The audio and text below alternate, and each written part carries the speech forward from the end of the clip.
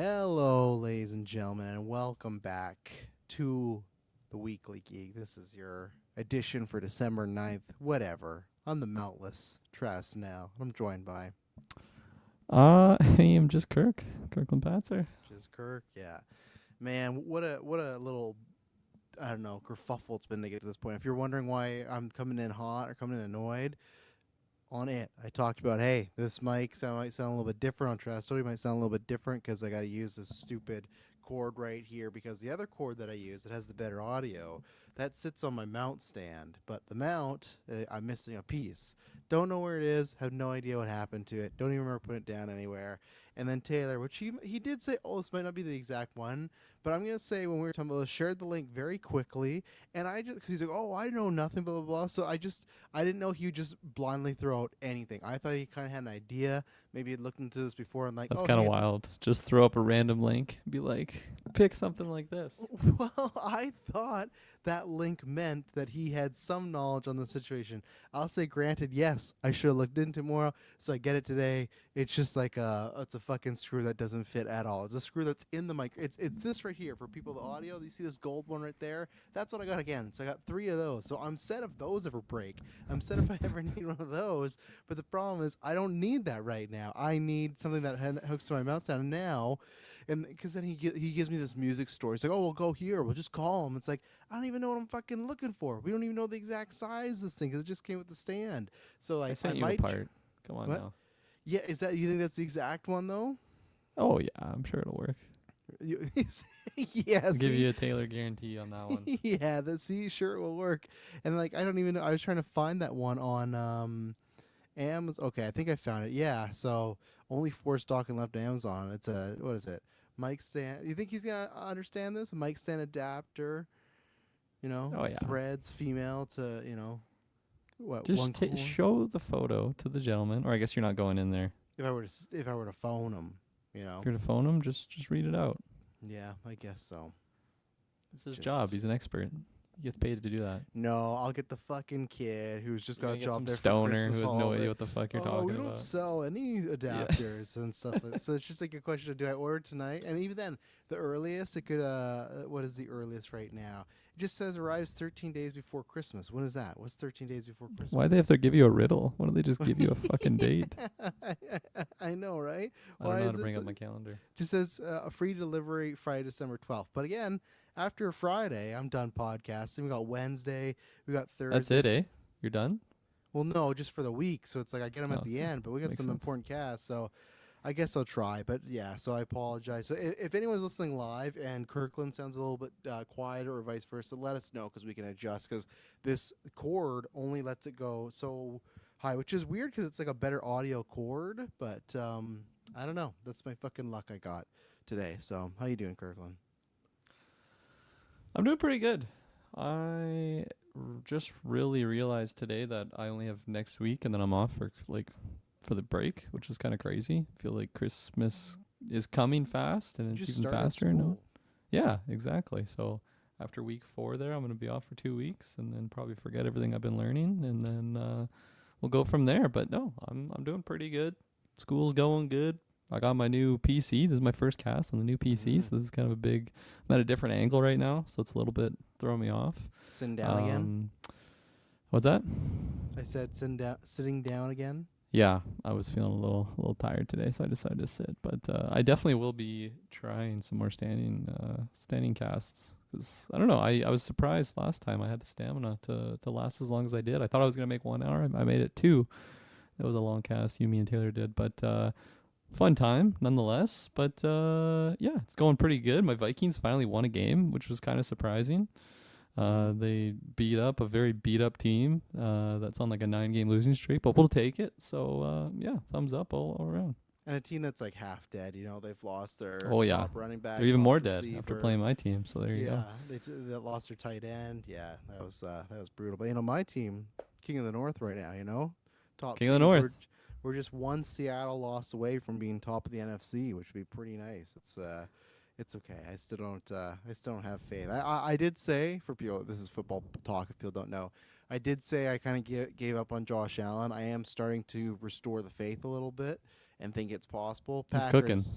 Packers, I still can't get there. I won't get there until like the Super Bowl's over and I see that score. Like Yeah. I will never ever believe that for this current coaching. Not bad coaching, but yeah, for the first time after 14 weeks, I'm not last in the fantasy draft in a fantasy league. So that's nice.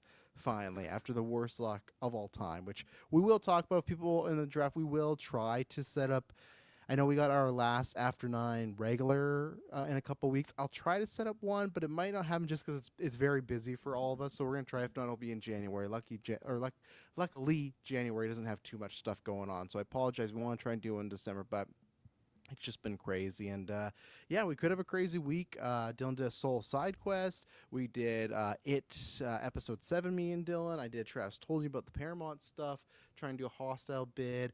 And then lots of stuff. Patrons, soon you're going to be getting for the producers, you're going to be getting a commentary for Rise of Skywalker, and soon Scary Movie. You guys get some 2026 exclusive content early. And then also, I don't know when, but I know patrons, soon you'll be getting it. We're going to be reviewing A Silent Night, Deadly Night, that won the Christmas. Jesus Christ, man. I just watched that like before this, so it's pretty fresh. I won't talk about it, but no, what a flick. I think it's going to be a fun review, though. That's what I'll say. I think it's going to be a good time there, so look out for that. And then, yeah, on the Thursday, we for sure got the Video Game Awards breakdown, so that'll be a combo of us. My hope is, again, tonight, everything was going fine until literally the mic thing was the last thing I did. I was like, oh, Emily told me it's here. Oh, here we go. Can't wait. And then I open up, and that delayed me watching trailers, but the babies went down easily. I could have been good at like 7:45 until this fucking mic stand business happened. So hopefully I'll be there, but we're going to be doing the Video Game Awards breakdown. And then, I don't know, I don't want to promise this, but as of right now, there is rumors we're getting a Supergirl and Avengers Doomsday trailer on Thursday. So it might be a double Video Game Awards breakdown and then a bonus episode of that, because that would be pretty big. So it could be a very spicy, juicy week. It already is a juicy week, but this could be like the beginning or in the middle of The Shining, where the blood is coming through the elevator. That could be us, but with the juice, you know? I hope it's juice over blood. That's a pretty visceral visual. Yeah, true. I also think in the new year we have to, because in the Geekverse realm in Discord, which go down below, join the Discord. We're always talking about, there's a football channel, there's a wrestling channel. The gimmick is back this Sunday because, can you believe it, Kirkland? John Cena's retiring this weekend, so we're going to be... Is it happening this weekend? That's it's funny. I was listening weekend, to Saturday's his the last podcast match. that he was on today, and he was talking about one more show, and I guess that's the what one. podcast were you listening to? Just one that he appeared on. You're listening to Joe Rogan, you bastard. I haven't listened to it in a long time. Okay, John Cena, the wrestler, was what pulled me out of retirement. Yeah. The unfortunate thing is, like, there's a joke in the wrestling community which I agree with. Is like, John Cena's an interesting guy, but he also barely answers any of these questions. He's like at times such a rope. Like they're just very safe. Blanket. Yeah. yeah. So it's like I was like, oh, Joe Rogan, like.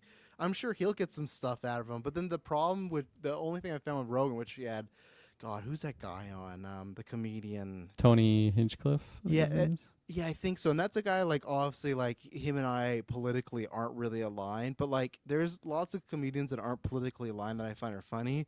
Even on that podcast, I was like, man, get this guy out of here. Like, I just was not enjoying any of the jokes. Every time they get a wrestler on, he goes on there. Yeah, I heard. So, but that was the problem, too, with Joe. It's like there's so much stuff he doesn't know about wrestling. It's just they'll talk about the most basic stuff, and it's fine. But Joe just sounds like a simpleton. He's like, "Oh, you do? Oh, what this?" And it's like, "Well, we got to explain to you what a heel turn is." And it's like 20 minutes just telling what. Like, just say he turned into a bad guy. That's all you needed. Like the problem with, and like there's multiple things Tony was like getting wrong too. I was so mad. This dude just was at a show last week. He's like, "Yeah, I think it was so and so." It's like I'm not even watching Weekly right now, but I could tell you. But he's like, "Oh, I'm a massive fan of the product." It's like.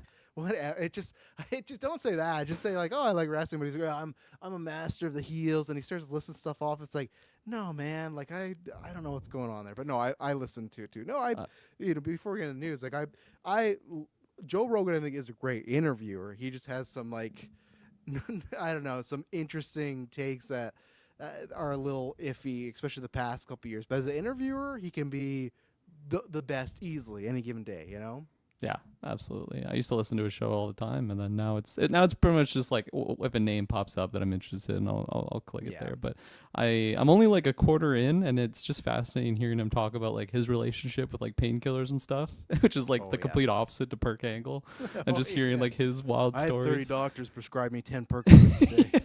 John Cena's like, I haven't had a single pill on any of my surgeries. Like he's just Yeah. so clean. So, but I don't know. It's entertaining enough. I haven't really been listening to like anything at all since I've been in school. So it's like my drive to and from school. That's just what I'll Right. put on. So it'll probably take me a week to get through it. But Yeah. yeah, interesting nonetheless. Yeah, I can't remember the last time I listened to him. I feel like it must have been when a wrestler was on. I think that was about it. But honestly, just with podcasts in general, I'm pretty behind right now because I'm trying to catch up on movies for this year and stuff. And I guess we can quickly transition to what we've been watching. But that's what I said in the Discord. I want to, at some point, our bread and butter. I feel like we have to differentiate between what's juicy and what's gasoline, right?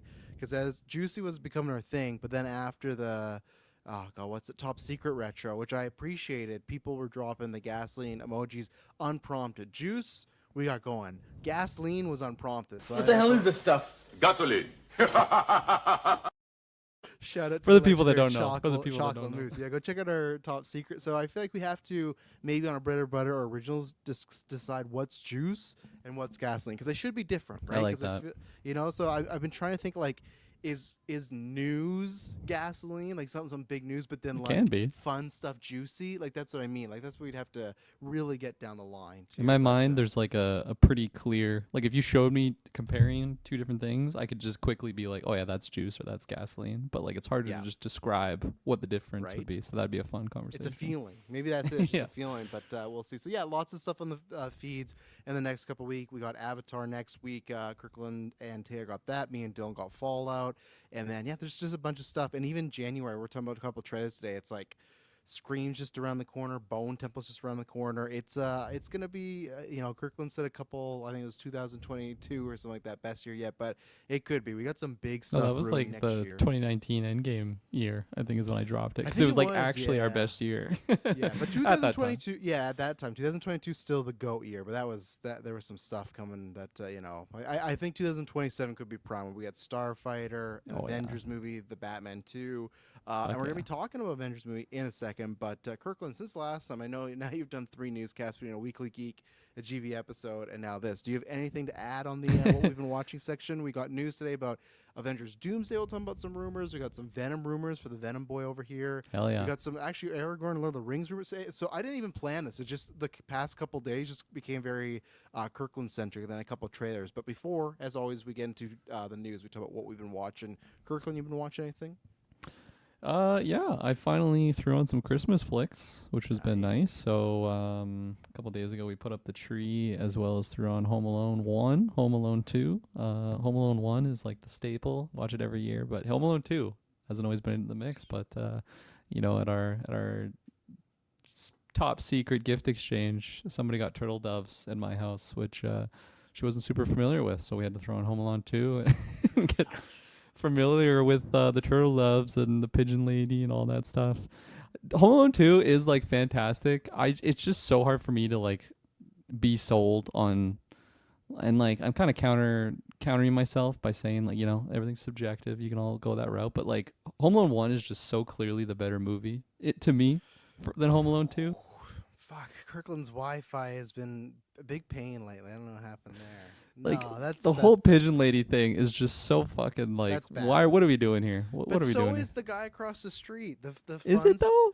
Yes, Because this when- is like the different version of that. It It's like, is. hey, we can't do the same old dude with the shovel. How But can when we do you it? have like a guy in his 60s talking about how he deals with adult issues, he just seems like such a simpleton. It's just like, what? Like, He's I just an don't- old man who's lonely on yeah, Christmas. I don't like Bird Lady. I'm somebody, I make jokes about the salt guy. I think there's big problems. Like, don't get me wrong. Everybody's going through what they're going through. But when she's like, oh, someone broke my heart and I never trusted anyone ever again. It's like, She but just how are you became homeless? a pigeon lady. Yeah, like that doesn't explain. Like I had my heart broken many times, and like again, maybe there are people out there, but it's the way the story goes. And I think I said this on the pod already because I talk about this. But my because we watched it last week or two recently, she says that like, "Oh, my heart got broken. I can never trust anyone again, and now I'm out here." And Kevin just dead ass goes, "Well, that's dumb." That like, he's a kid. Like, he doesn't sugarcoat it at all or say anything. He just like embarrassed. Like also, there's no one else around, but just an embarrassing, just addressing of her. You know. Yeah. So No, 100%. And I don't love that aspect to it. I also feel like just like the first one parents. hasn't got this. So, Oh, there you go. It's more than I do. Besides, I'm probably going to spend it on stuff that'll rot my teeth in my mind. Audition for your generosity. I'm gonna let you select an object from that gesture. Okay? Just the way he says here. I could have two. Got peanut Well, butter. Most replayed too. I could have two. Well, 2 turtle doves. Now tell you what you do. You keep one, and you give the other one to a very special Give this guy person. some water. You see, turtle doves are a symbol of friendship and love.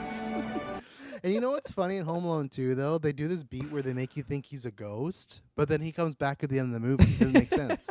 Do you know what I'm talking about? Oh yeah. Oh yeah. Yeah, because Kevin gets this, and he walks away, and he looks back, and he's gone.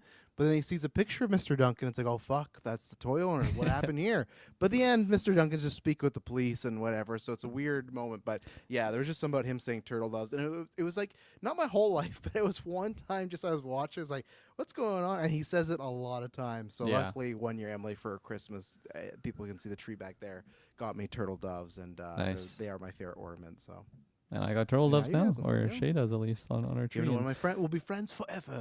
yeah, As you, long you, as you you have give to my someone turtle very dove. special in your life. It's like your best friend. Yeah. And like Kevin just gives it to this crazy pigeon lady in the park. It's like, okay, I don't know. She's I like, get "Kevin, it. I heard you got a bunch of gifts for Christmas. What about those?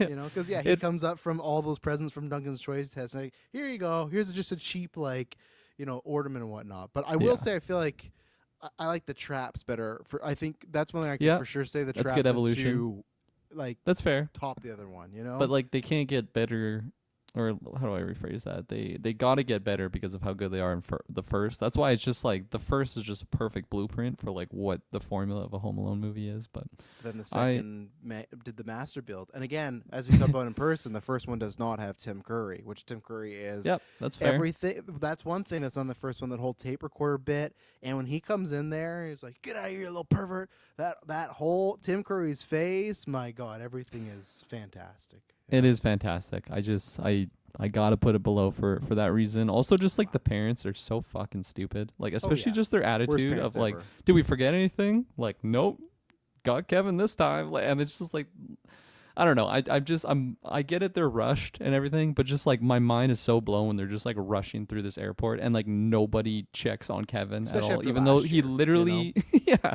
last year they went through this and like they don't learn Yeah. from themselves. And like I just feel like the dad is like gaslighting the wife at like multiple times. It's like no, he's fine. He's totally fine. Like you're totally We did the worrying count. about We did the nothing. count. And then they end up fucking losing him again. But they're still fun watches. Like it's still just such a spectacular film. But Yeah. just You watching want a them third back one? to back, it really stood out on like, okay, yeah, number 2 is just a lot lesser in my opinion. It's fun to be wrong. We're not you want a third going one? on. Like a I proper don't think third so. one? I don't think so. I don't know. We still got other flicks. Shay watched The Grinch without me, but I really want to watch it, so we're gonna watch that again, like the Jim Yeah, Carrey but one. Everyone's And still then- alive. Joe Pesci and Daniel Stern's still alive. Catherine Harris still alive.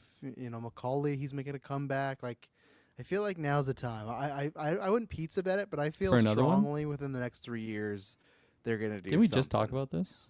I or think no, off cast. Yeah, okay, yeah, that's cast. we did, okay. Yeah, I was having Maybe, a I don't moment know. It all there. blends together.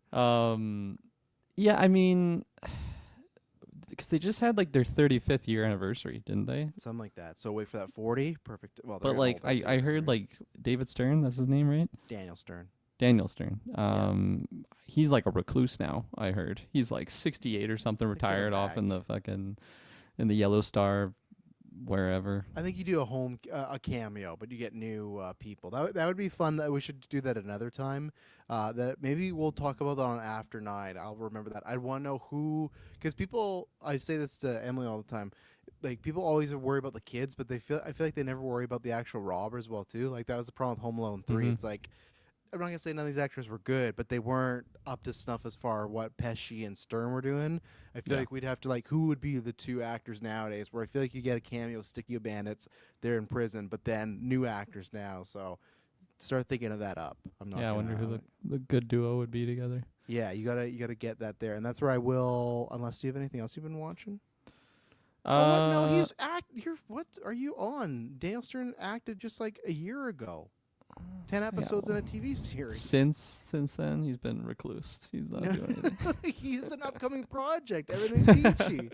I think you misheard. Maybe he was, but my source. I got to check in on my source then on that one. He even did a YouTube short. Home Alone wet bandit resources and responds to Kevin McAllister's threatening video.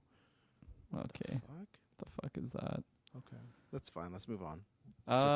Shay and I just started Mighty Nine, which is the same people that did Legend of Vox Machina. So like Critical Role team. This is just like a different campaign that they've done. Legend of Vox Machina, definitely one of my favorite TV series of all time. It's just so well made, and so far loving Mighty Nine. It's just more of the same. It's like I don't know if it's the same world or not. I'm sure someone that's listening to this knows that, but I'll have to check, but it's phenomenal. I think it's just all the same like voice roster too, just playing different characters. Obviously they're playing their characters that they did the campaign with, and really vibing with it. I've never really watched like Critical Role, like them actually do their campaigns, but man, like Legend of Vox Machina, 10 out of 10, if not more than that. Like it's just such a perfect show, and like already in this, I'm totally vibing. So yeah, it's coming out strong, and I'm vibing with it, and I recommend it. On Amazon Prime. Very nice. Before we transition to what we've been watching, because it is a Patreon question, the only one we got today, but it was fitting with the Christmas movies, I will bring it up here from Cocktail Clay. He asked, he said, if you could cross over two Christmas movies, what would they be and why? For me, I think we left money on the table by not having Die Hard's John McClane meet Riggs and Murtaugh from Lethal Weapons. Those characters would kind of just bounce off each other so well. Not a day goes by that I don't think about this. I think that'd be a great crossover, even though, Clay, I think your answer is wrong. Like you said, like what was that? Just to be clear, you said if you could cross over two Christmas movies, there's just good one choices, there. Clay. I don't think I think you're probably in that camp that's thinking Die Hard's a Christmas movie. Sir, you would be wrong. It's a movie that takes place at Christmas. It's a movie you can watch during Christmas, like Lord of the Rings and Harry Potter, but it is not a Christmas picture. I would pick in what we were just talking about.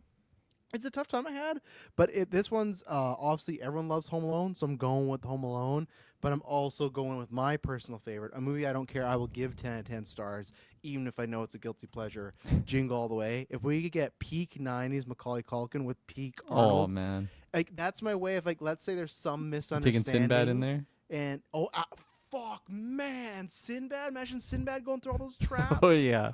Oh, my God. Like, that's why I say there's some misunderstanding, and this time Sinbad and Arnold are the people that are, like, trying to get in the house, and Kevin's doing that stuff. So good. But to me, the way it ends is, like, Kevin becomes friend with Arnold's son, Jamie, and, like, I just have to pick the perfect ending where they're all, like, together, eating dinner, whatever. You know, like, I don't know if it is not Turbo Man related, but that's how I do something like that where Kevin has something or has done something cheeky, and they're trying to get in there. And I don't know, that's something that I would have, like, I don't know if it would make sense, but, like, the actual plot of getting there. But again, like, Sinbad character was literally trying to, like he was trying to kidnap a child in that movie. So it's like, it's not too far. And even Arnold, like, he's a pretty shady guy in Jingle All the Way when you really think about it, right? Like, he's a good guy in that. But if you break it down just by character writing wise, terrible person, awful father, one of the worst Christmas characters of all time, but I love him. I love that movie so much. So that's what I go is Home Alone, Jingle All the Way, absolutely. I think, and Arnold's reactions to some of those traps, like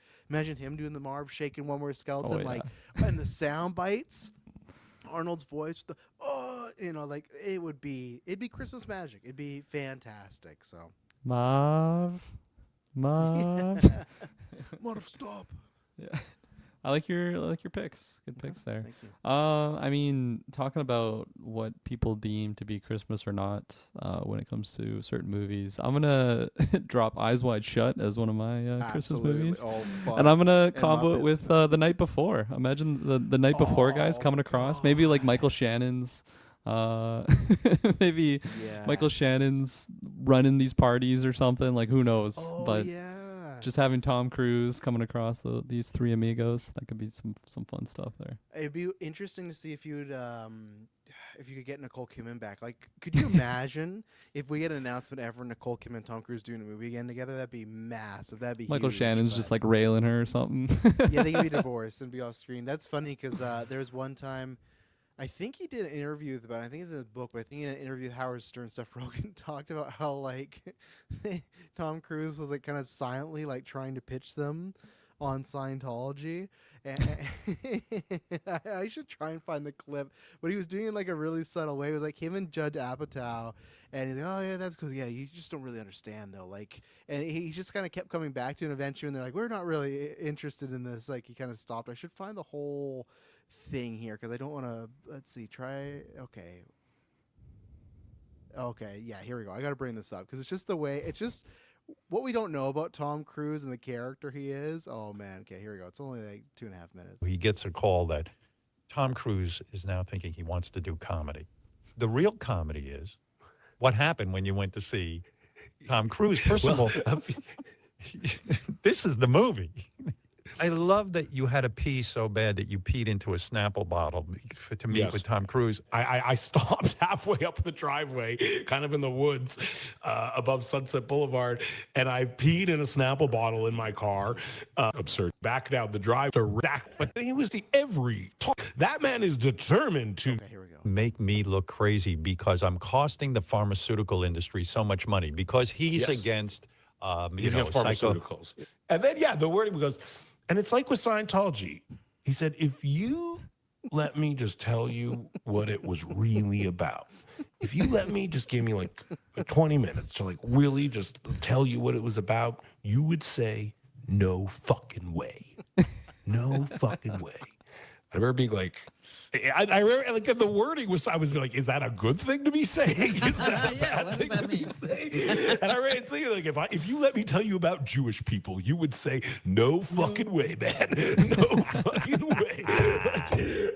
And then I remember there was this very like loaded moment where he says this to us. If you just gave me like 20 minutes to tell you about this, you would say, no fucking way. And me and Jen are looking at each other and I'm like, is he going to bite? Am I going to bite?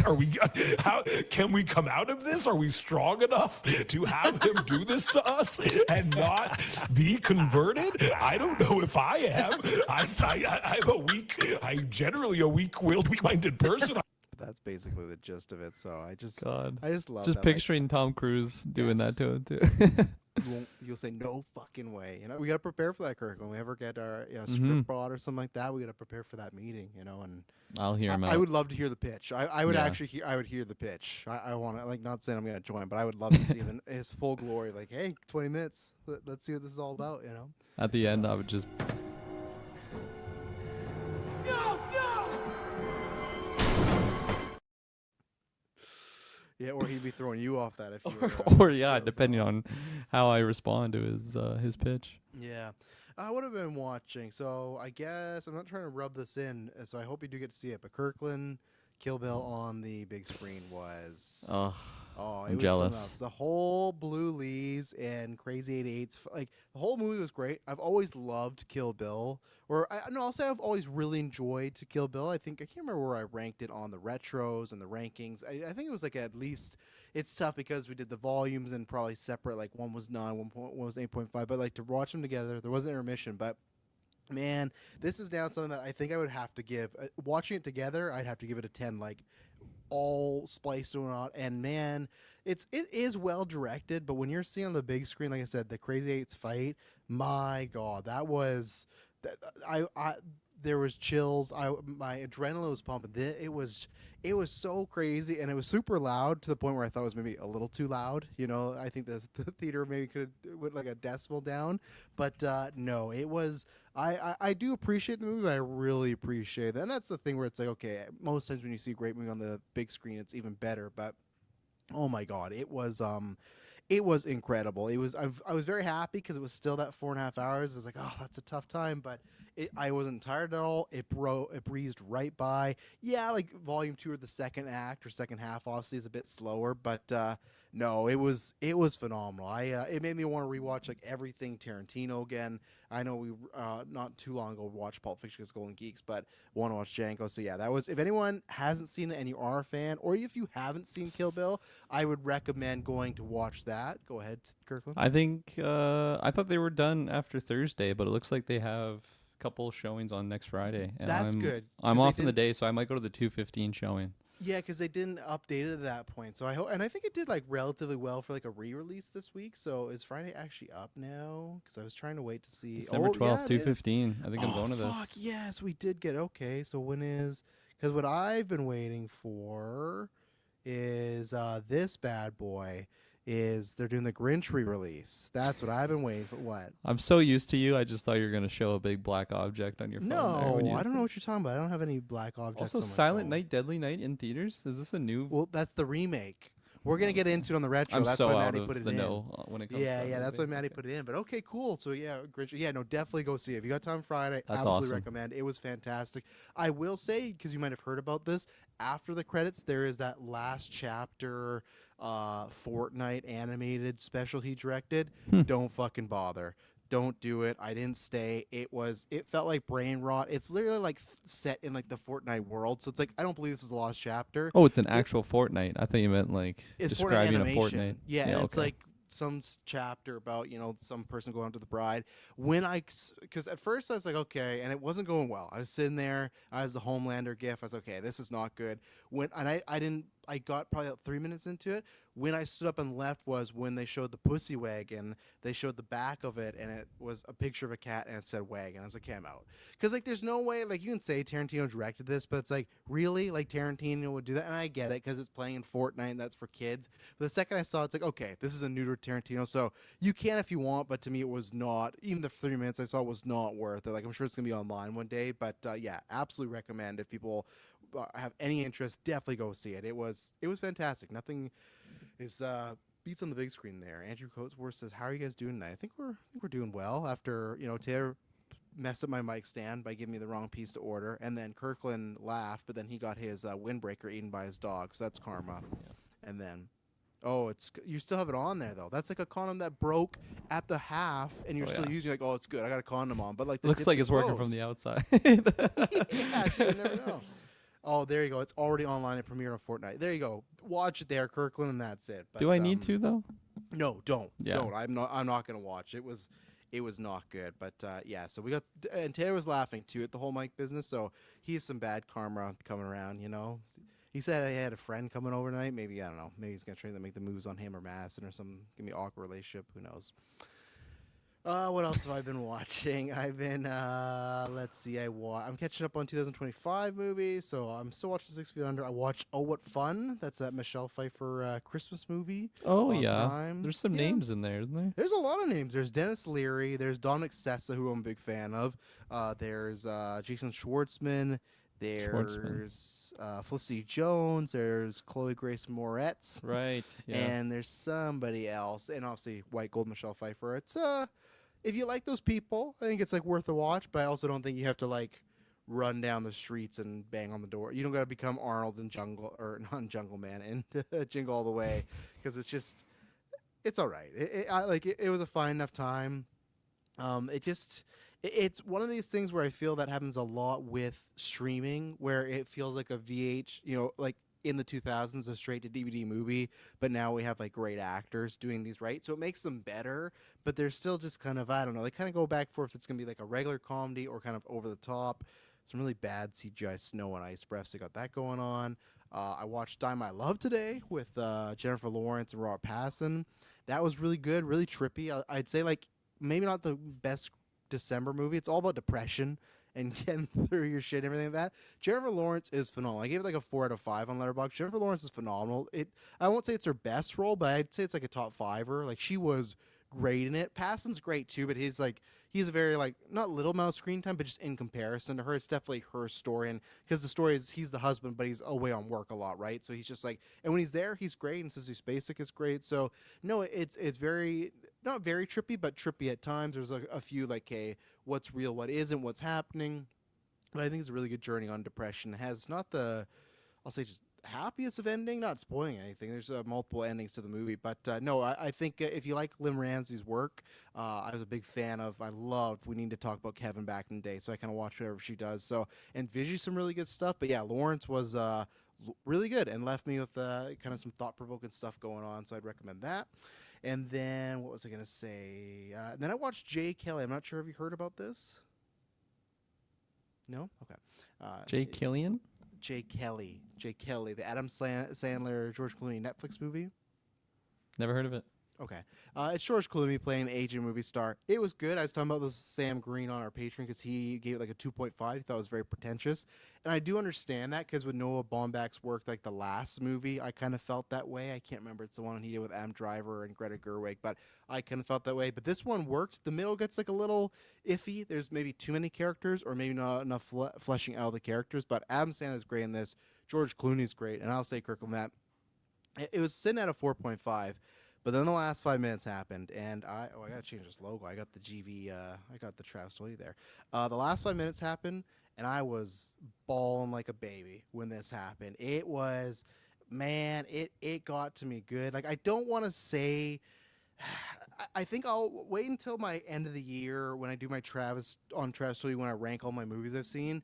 If people want to know the specific scene and why I love it so much, wait till that and I'll spoil a little bit. But it just came out this week on Netflix, so I won't. But it sucks because like I would sell people on this movie with the last 5 minutes. I know that sounds like a lot, like, hey, watch this 2-hour movie to get to the 5 minutes. It's not that. The rest of the movie for me is good, but the last 5 minutes just fucking rocked me. It's like a slow build, keeps going, and then there's just a moment. But yeah, it's all about this movie star who's getting a Lifetime Achievement Award, Richard Clooney, and it's just I'll give you minor spoilers where he has this trivia, or not trivia, he has this this tribute, and really no one's showing up because like he starts to realize like, oh yeah, he got to this mecca of being this big star, but he really has no family or friends along the way. There is a phenomenal scene, Kirkland. Even if you were watching one scene, a phenomenal scene with Billy Crudup. He plays an acting partner that George Clooney had back when they were kids, and it's like I'll people, if they don't want to hear anything, skip ahead 2 minutes, but they go to this funeral together and they bump and haven't seen each other for a long time and they're leaving and George's like, oh, you want to get a drink? And the first 5 minutes, the scene is all great. They're catching up and everything like that. And then all of a sudden, Billy Crudup's like, yeah, things are great until you stole my life. And Billy Crudup like turns and it gets like not dark like horror dark, but just in a, like he starts going off about you stole my girlfriend, you stole that role for me. And Jay Kelly's like, I didn't do like George's like, I didn't do any of this. Like, and he slowly, that kind of starts the idea of him re-examining his life and thinking like, oh man, maybe I was kind of an asshole to people along the way. But Billy Crudup, he's only in one scene in this movie, but he fucking rocks it. He almost steals this whole thing. He's good because he's like really charismatic, really funny, and then he gets kind of scary because even Adam Sandler's like, you sure you want to have dinner with this guy? He's like, yeah, it's going to be fine. It's okay. And then you're like, oh, they're at dinner, they're friends, it's completely fine. But then he does kind of turn into that like very bitter, like old, and he starts to get a little dangerous, and it's like, oh my God. So, yeah, it's a really good scene. So yeah, it's a movie that kind of surprised me. So yeah, I enjoyed it. It's more like an Oscar baiting movie, so people like that, check that out. And then I think that's everything. Yeah. So Billy Crudup's so phenomenal, dude. He's so good, man. Like, would you agree thinking he's underrated? Absolutely. He's definitely, if we were going to, like, maybe that's a list one day, but I would put him in for sure because I feel like there's still people that don't even know who Billy Crudup is. Like, you say that name and they have no idea, you know, but he's Flash's dad. I don't even know that because he got recast, remember? For the Office Space guy, remember in Flash? He wasn't even in that. Yeah. You know? Crazy. So, I mean, he's so great. I mean, I'm a big defender of The Watch and like very small comedy role, but man, he's so fucking good in that movie. Yeah. Yeah. He's just very layered. I don't know. He can do like he can do the morning show. Yes. Never finished that show, but like he was so good in that. So he's the only reason I want to. Not the only, but I still, because my mom got Apple, I want to finish that because he was great in that. You know. Yeah. So yeah, no, he's a Swiss Army knife. So. Let's see. How do you pronounce that name there, Kirk? Let me throw that to you. Sung-Min Lee. There you go. George Clooney was near our campus. Oh, that's cool. I'd love to meet George Clooney. He seems like hopefully a good guy. That'd be a person that if I met he was an asshole, kind of break my spirits a little bit. I just think like good guy. You I know? watched So- the sit down Adam Sandler and Timothy Chalamet did together, and Adam Sandler was kind of talking about George Clooney in there, and he just seems like such a more chill dude than maybe I expected him to be, because he's just Yeah. like he's just got like, I don't know, the super A-list actor like the aura. thing, yeah, the aura around him, but he just sounds like a cool dude. Yeah. Yeah, and Andrew, no, we don't have time to watch that short because we're already behind the news thanks to Taylor. But that's cool. Hopefully that's going well for you. I'll check it out after the fact, but I don't have time to react to it right now because we got a lot of news. But cost $5K, we understand that with making films and whatnot. So we're gonna take our first ad break and then we'll be right back. And we are back. All right. So as we said, it seems like maybe we're getting the Avengers trailer, at least teaser this week. It's supposed to be like a minute 52 or something like that. So nothing too big or juicy. I think it's going to be very teasery. I think it's just something to throw. Not something. I'm sure we'll still have some good stuff in there, but I think it's going to be something that they just want to make sure it's playing in front of Avatar, right? Going to be this big opening. They want people that don't know Avengers is there, don't know Downey's back. Here you go. So we'll see. We might be talking about this more coming up this week. I don't know if they're going to be in that trailer. I guess I can even ask you that too, but so this has come up from a bunch of scoopers. It's a back and forth as far as some people said it's the main storyline. Some people say, oh, well, it's just Steve's storyline. But I guess the idea is, and I think Dylan Taylor talked about this like a couple weeks ago on a Weekly Geek, as far as there was this plot line of maybe Steve staying with Peggy has kind of screwed. And here's like, these are all rumors. So if you don't want to hear anything, then maybe I'd mute or skip ahead or listen to one of the cutouts. But I think it's still all rumors and scuttlebutt and just like the main plot that I think we'd learn pretty early on. But maybe something to do with Steve staying back kind of messed up some time stuff. And I guess there's some stuff that maybe that messed up Doom's world, took his family from him, etc. And then I guess it sounds like that at least one of the storylines, what some people are saying, it could be the main storyline where Doom is going to be after Steve Rogers. So I don't know what that means of him going to his world. I don't know if that means the other heroes protecting him. I really don't know. And then also there was some super that put out the which I'll show my cards. I really don't like this. That they said this is going to be a direct sequel to Avengers Endgame, which is just like Kurgan had an inquisitive face. I guess it's like I obviously will have Thunderbolts and other characters.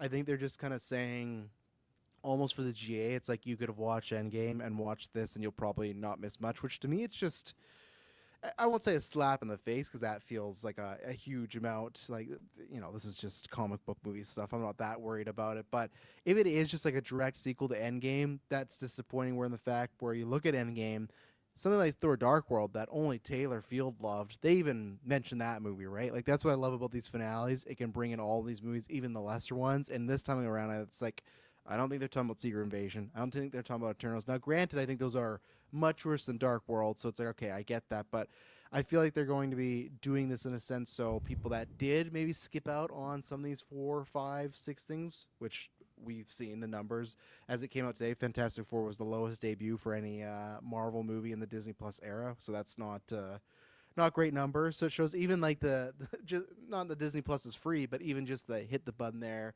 is going to kind of, I don't know, having some troubled water. And then with this Doom and Steve thing, before I throw it to you, Kirkland, I just hope this trailer is great on Thursday. Or this teaser's great, gets me going, because I just have very little excitement for this movie right now. I know what everyone's going to say, oh, it's Avengers by the time you get there. Yeah, maybe, but it's just like, okay, direct sequel to Endgame, as I just said, that makes me feel like a bunch of stuff we watched is not pointless, but really didn't matter in the grand scheme of things. And two, we don't know if is Downey playing an Iron Man variant that's Doctor Doom? Is he just playing straight up Doctor Doom? Whatever it may be, we're still just doing Downey versus Evans again. We did that in Avengers. We did that in Ultron. We did that in Civil War. We got a little bit about that in Endgame until they made good and were friends again. I just don't need my Avengers movie to be like reheated leftovers. And I just feel like we already thought that could happen with Downey coming back, but I feel like now just as more stuff is kind of coming out, like all this plot lines again. I get it. I don't get me wrong. I think that storyline is good. Of Steve stayed back, and because of that creates some incursions or some shit. Great, but I think I'd be much more excited if it was a different actor, right? It's like, okay, it's Doctor Doom played by Cillian Murphy. That's after Chris Evans, because then it's like, oh, that's a new dynamic. That's something fun. But just even though Downey's gonna be playing a straight up villain and a new character, I just feel like I know we've seen how that dance goes. Like, I just don't think it's going to be too much different. And who knows? Maybe it's just a storyline that's something there. But even as a storyline for Steve Rogers, it just doesn't really excite me too much. So where are you with some of this stuff that's circling around right now? Yeah, it's kind of surprising, but not. I feel like in retrospective, it's surprising, but like kind of with where we're at and just like pulling from the results of the previous phases of Marvel and just the overall like temperature read of like the Marvel fandom, I guess I'll call it, for like the general audience fandom. Like I feel like we're very far away from where we were in the Infinity War Endgame era. So if they're using like a buzz phrase like that, direct sequel to Endgame, people that have been completely checked out, maybe they watched one episode of Miss Marvel and they're like, fuck, Marvel sucks now. And then they hear that and they see, you know, Chris Evans' face, they see Downey's face. Like, I think that works more on like a marketing general audience level. So Absolutely. that totally makes sense to me now. But it's just like, yeah, like that statement, it almost is like, all right, we fucked up. This phases wasn't as successful and enticing and good as we thought they were. So now we're gonna pivot. It was like a couple months ago. There was that rumor. It was like it was in a Variety report, but it was, and I can't remember who covered it on the cast. So I think you might have heard about this. If not, I'm sorry, but it was that report that Marvel's looking like the next 5 or so years to recast those big characters like Iron Man and like Captain America. I remember. And that's where, to me, I think we just kind of talked about it. It's just a sticking point to me. I think they just look at these new characters like, oh, people don't like these new characters. We got to get the old ones in. It's like, Yeah. I don't think that's the complete case. I think that's some of it. Sure, I'm sure there's some people like, oh, I just really like Steve Rogers and I don't need to see Sam as Captain America. Sure, but I think there's tons of people that didn't know the Guardians of the Galaxy. There's tons of people that didn't know Captain Marvel when it did come out, or Doctor Strange. And I think it's a combination of things. And I feel like they just look at it and go, oh, well, people don't like Moon Knight or they don't like Miss Marvel, so let's just wash our hands of it and start anew, right? I just feel like everything we've heard, and we'll have to see until these movies, but I just feel like it's something we've been here before. We've been doing Geekverse for 10 years where we hear these scuttlebutts, and then once the movie or product happens, we're like, oh, all that things we heard were kind of on point. I just feel like we're getting that point where, okay, they kind of want to wash their hands of these phases. It seems like it's happening more and more, especially if we do get a reset or a reboot, right? Yeah. No, absolutely. So, yeah, I like getting back to my point, I feel like it seems more like a big business decision as opposed to like coming from like a very creative space on like, how can we just tell our best stories with new characters and new scripts and stuff like that. It seems more like the decisions weighed on future success, which it is a business at the end of the day. Their movies have to make money, especially it's not like a low budget film by any means. None of these Marvel projects really are, but especially the big Avengers ones. And like getting back to the statement about a sequel to Endgame, like there hasn't been an Avengers movie since. Like I guess you could make the argument Thunderbolts is kind of that, but like it's really not. It wasn't labeled as Avengers before it came out or anything like that. So yeah, if you watch the Avengers movies, there's Avengers of Age of Ultron, Infinity War, like those are the Avengers movies. So yeah, I don't know.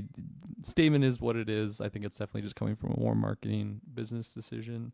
And then getting back to like my personal thoughts on all of this, like I agree with you. I feel like I definitely don't have the hype like maybe I thought I would have. Like as we're getting closer to the Avengers releases, it was a big deal just hearing Secret Wars, fucking what was the first one? Kang Dynasty, like way back then. That was an end. That was when did they announce those? Let me find out when they announced King Dynasty. Was that was after COVID, right? I thought it was around that time because it like before Wanda and everything, right?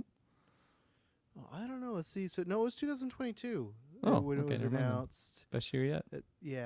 Or because let's see, Marvel Studios, announced that in Secret Wars. Yeah, because remember that's will release on May 2nd, 2025. We were supposed to have seen that by now. Also, we had that strike as bit, but then we had that because remember they were doing that stupid thing, in my opinion, where they're releasing the Avengers movies 6 months together, where it was going to be that didn't make sense at all. Yeah, the Avengers was in May, Avengers 5, and then Avengers 6 was in November. So so 2022. So after COVID, that's when it came out. Yeah. So yeah, obviously my my excitement has dwindled since then. I am very much looking forward to this trailer though, because even if it is just Downey versus Evans, and that is what the trailer is, I'm sure it's going to be a good trailer. I don't know. I the movies haven't been like stellar like they used to be, but like I'm still a sucker for the MCU and just seeing those familiar faces and yeah, like even if that is the pitch, like his world was like more problems came out of him staying with Peggy. I kind of like that because it's just like it's if you show me a list of potential options, I'm sure it probably wouldn't have been my number one pick, but like yeah, why not? It makes sense, I guess. Like every action has a consequence, and this is going to be kind of following upon that, building upon the character that we've already kind of grown up around in just the overall MCU's evolution. So yeah, sure. But really sell me on the trailer, and I think that's going to be a pretty easy task. Even if we go to the movies, like, and if it is Downey versus Evans, like, I just want to have a fucking hype Avengers in theater experience again, because it's been a while since, like, I've enjoyed the movies that came out. Like, I did really like Fantastic Four, but I haven't had like a Cap grabbing Mjolnir moment, you know, and like that's what the Avengers movies No I Way feel Home. kind of You bring. got No Way Home in there. Actually, yeah, you're right. And did nothing in Deadpool Wolverine give that to you?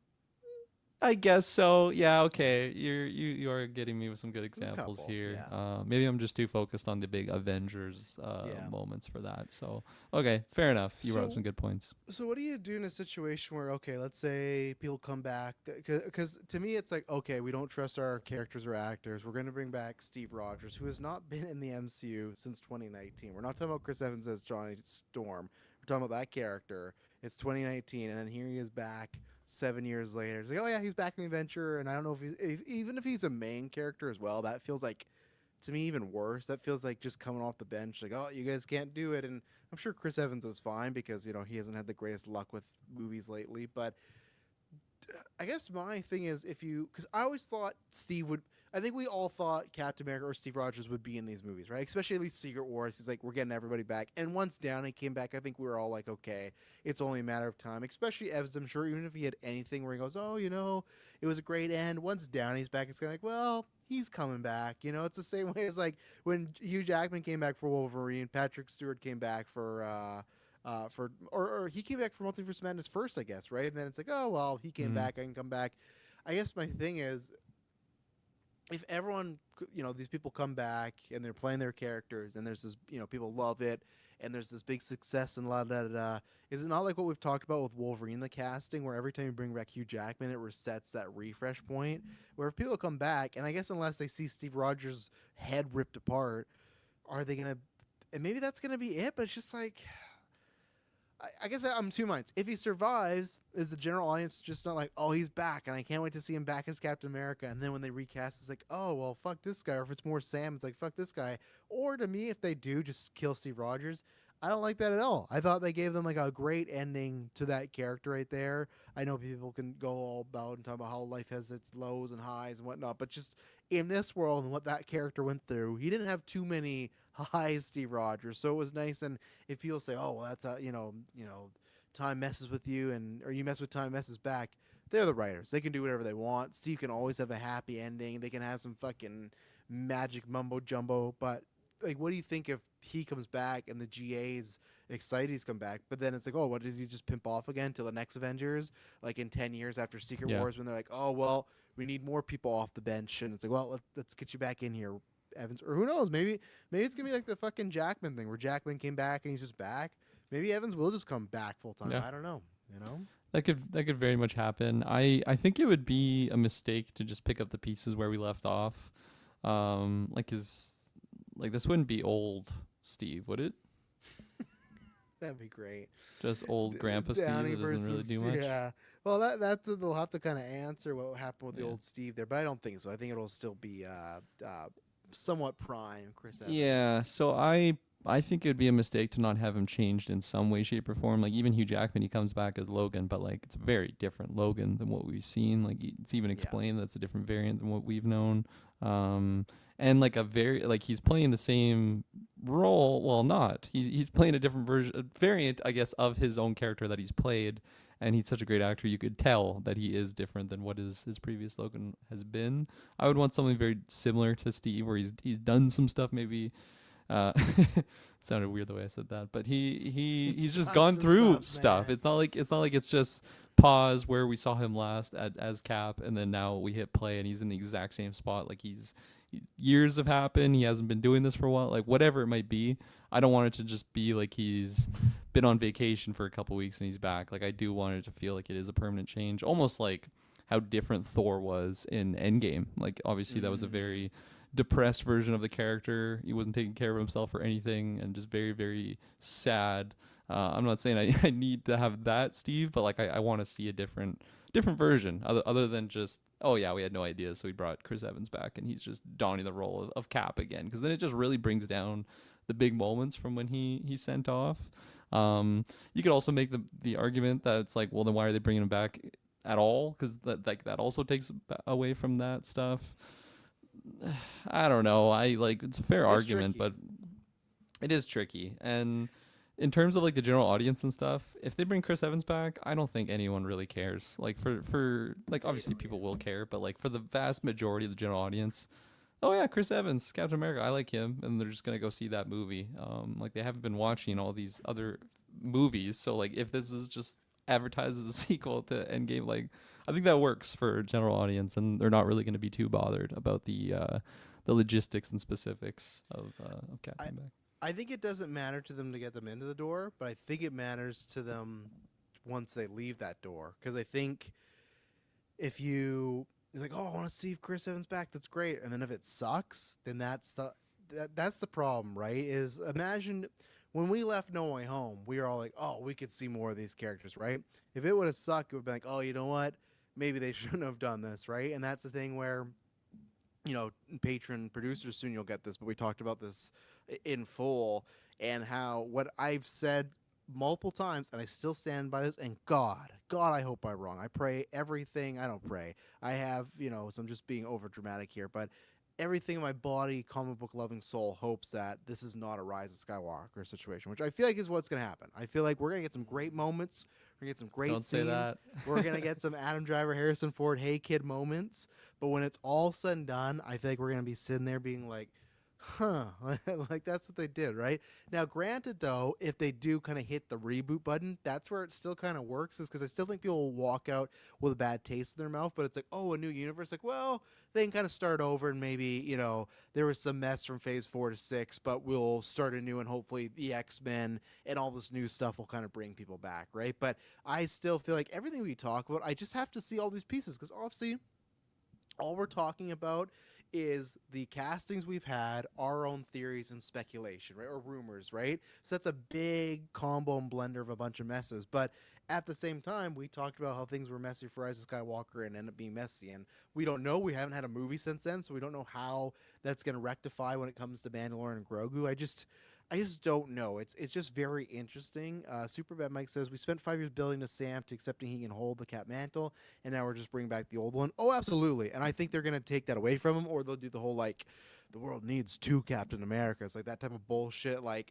yeah, no, I agree with you, Mike, but I think that's just I don't think that's Mackey's fault, but you look at, like, Brave New World. What a nothing movie, Like, I think I gave it, like, a 6 or something, but, like, that came out this year. Barely remember that thing. What? Yeah, That's February, right? 2025, really? Yeah.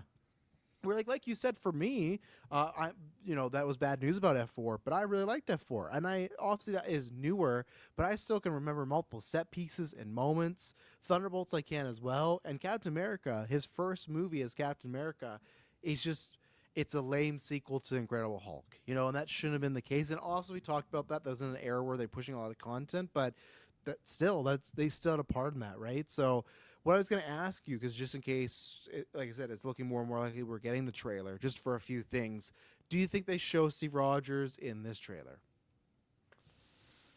Ooh. Has, there been build-up of buzz around Chris Evans joining, or it's just... Oh, he's in it. Like it's not official, but he's in it. I'll tell you, he's in it. Yeah. Everybody is saying that. But, has buzz been building up more? More people are talking about it? Asking about it?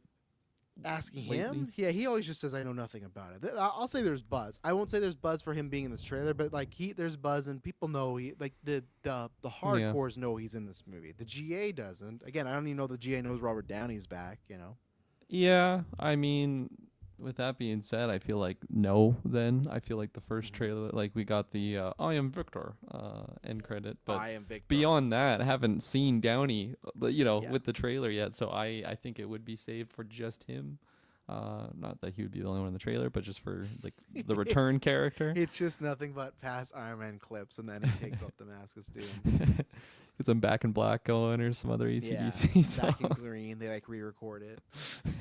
No, I'm with you. I think you can save it. Like the movie's still a year away. You can save Evans. Like this to me, this is just the announcement trailer.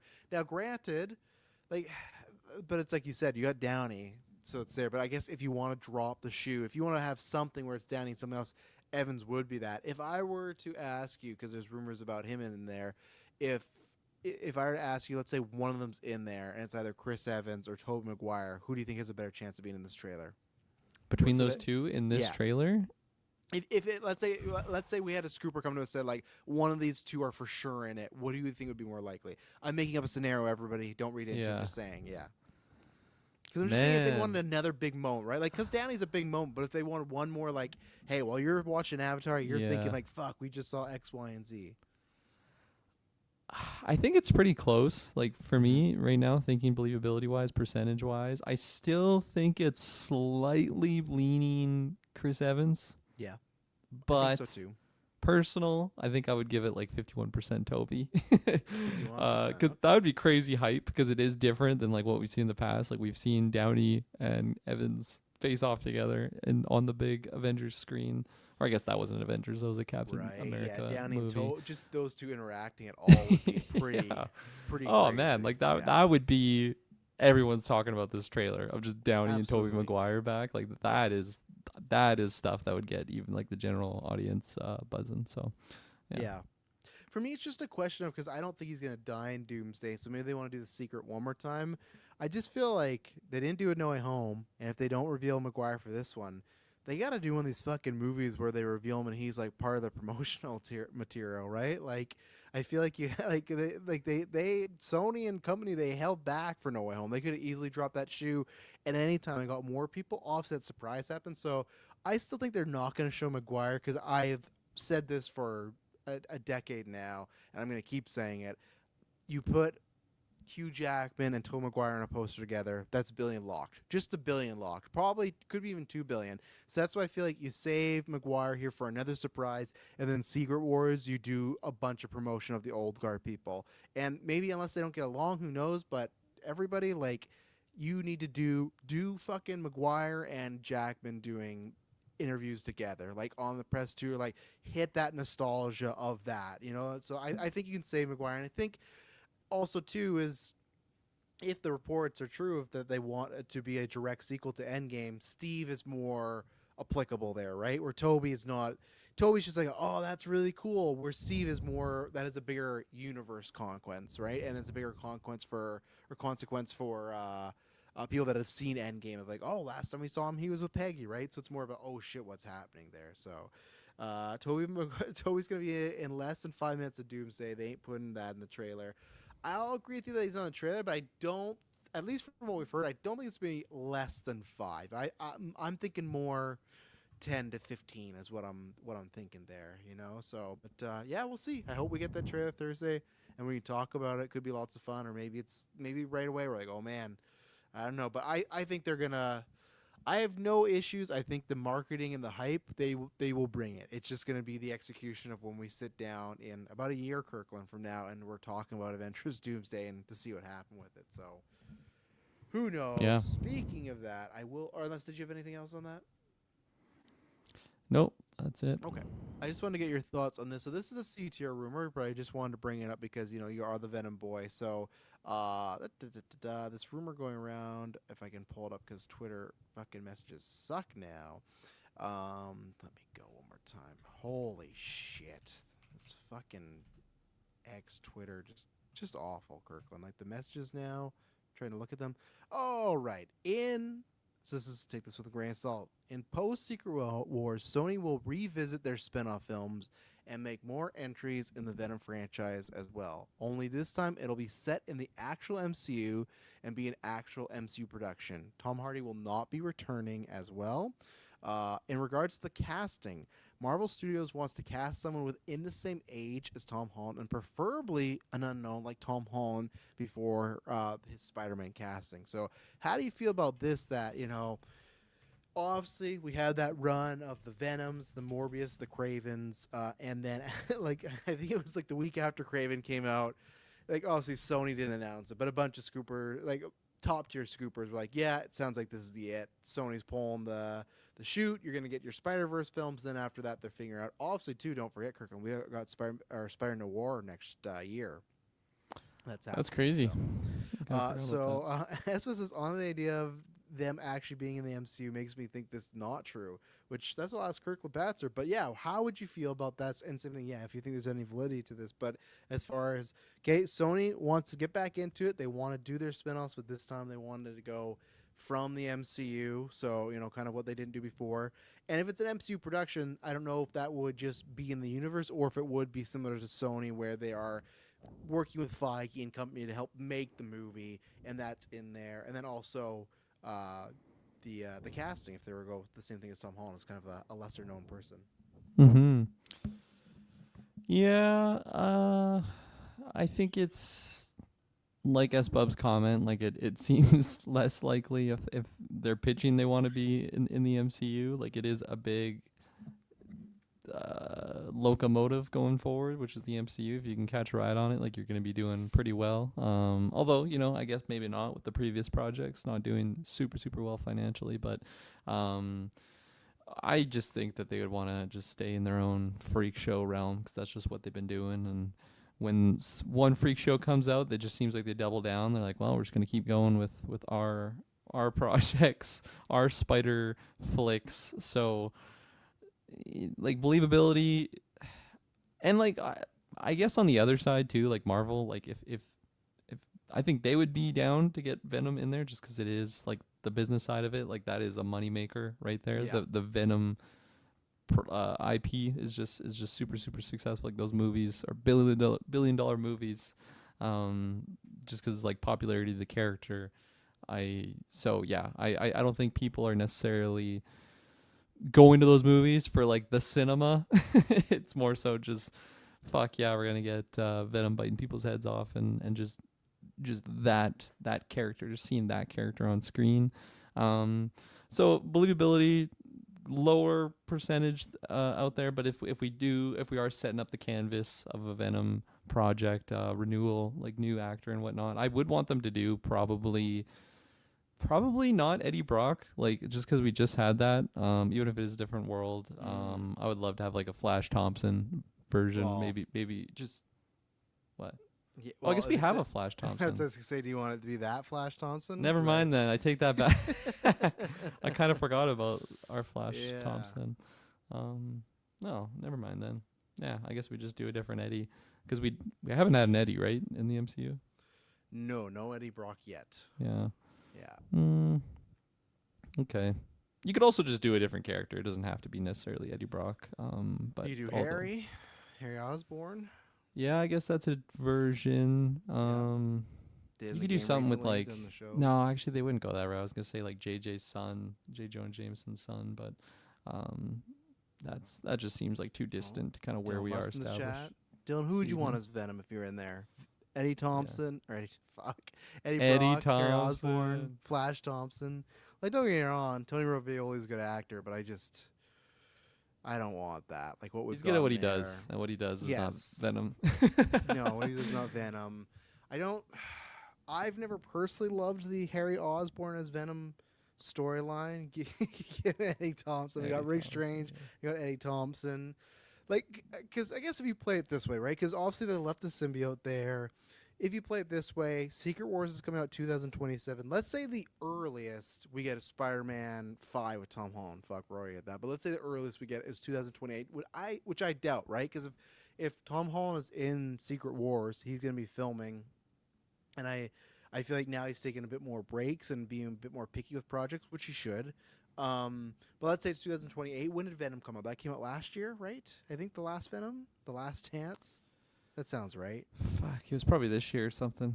No, it was last year. Yeah, it was last year because they did the Venom and then Craven, right? That was Is that what it was called? checking up. Venom Last Dance. Let's see. Holy- Pluto says Harry. 2024. Okay. You're right. So Pluto says Harry. October. So because what? So yeah, so that'd be 4 years. I think 4 years is a good enough break for the Eddie Brock character, right? You know. Pluto says I never liked him, so it gives him enough excuse to kill him off afterwards. I don't know if I want to get Harry killed Fair off reasoning. just because of that, but yeah, I guess so if you want that to happen.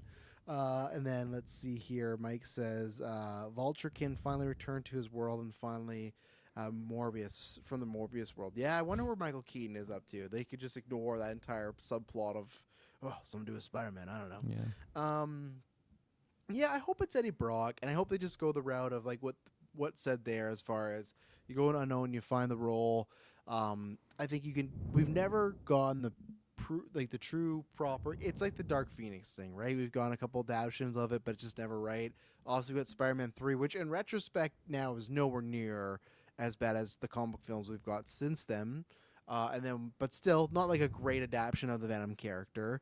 And then what they did with Tom Hardy, also not a great adaptation. So it feels like we're like Dark Phoenix, where we're just waiting for them to hit the nail on the head here. And I hate that comparison because the Dark Phoenix. It's true though, right? has been so bad. Yeah. No, you're right. And then like the more recent Dark Phoenix stories make the earlier ones not so bad. So it's kind of the same thing with the Venom storylines. Yeah, I'm trying to think what's worse. I think I don't really know. I think technically the Dark Phoenix ones have been worse.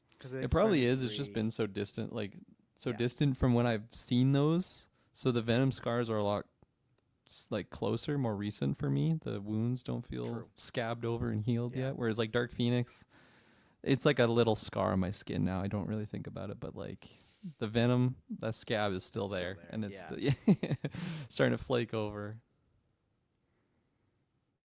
Memories bring back your... I won't forget you, buddy. That is the last scene of the Venom trilogy, Kurt. That's crazy. That's we were in, how it is.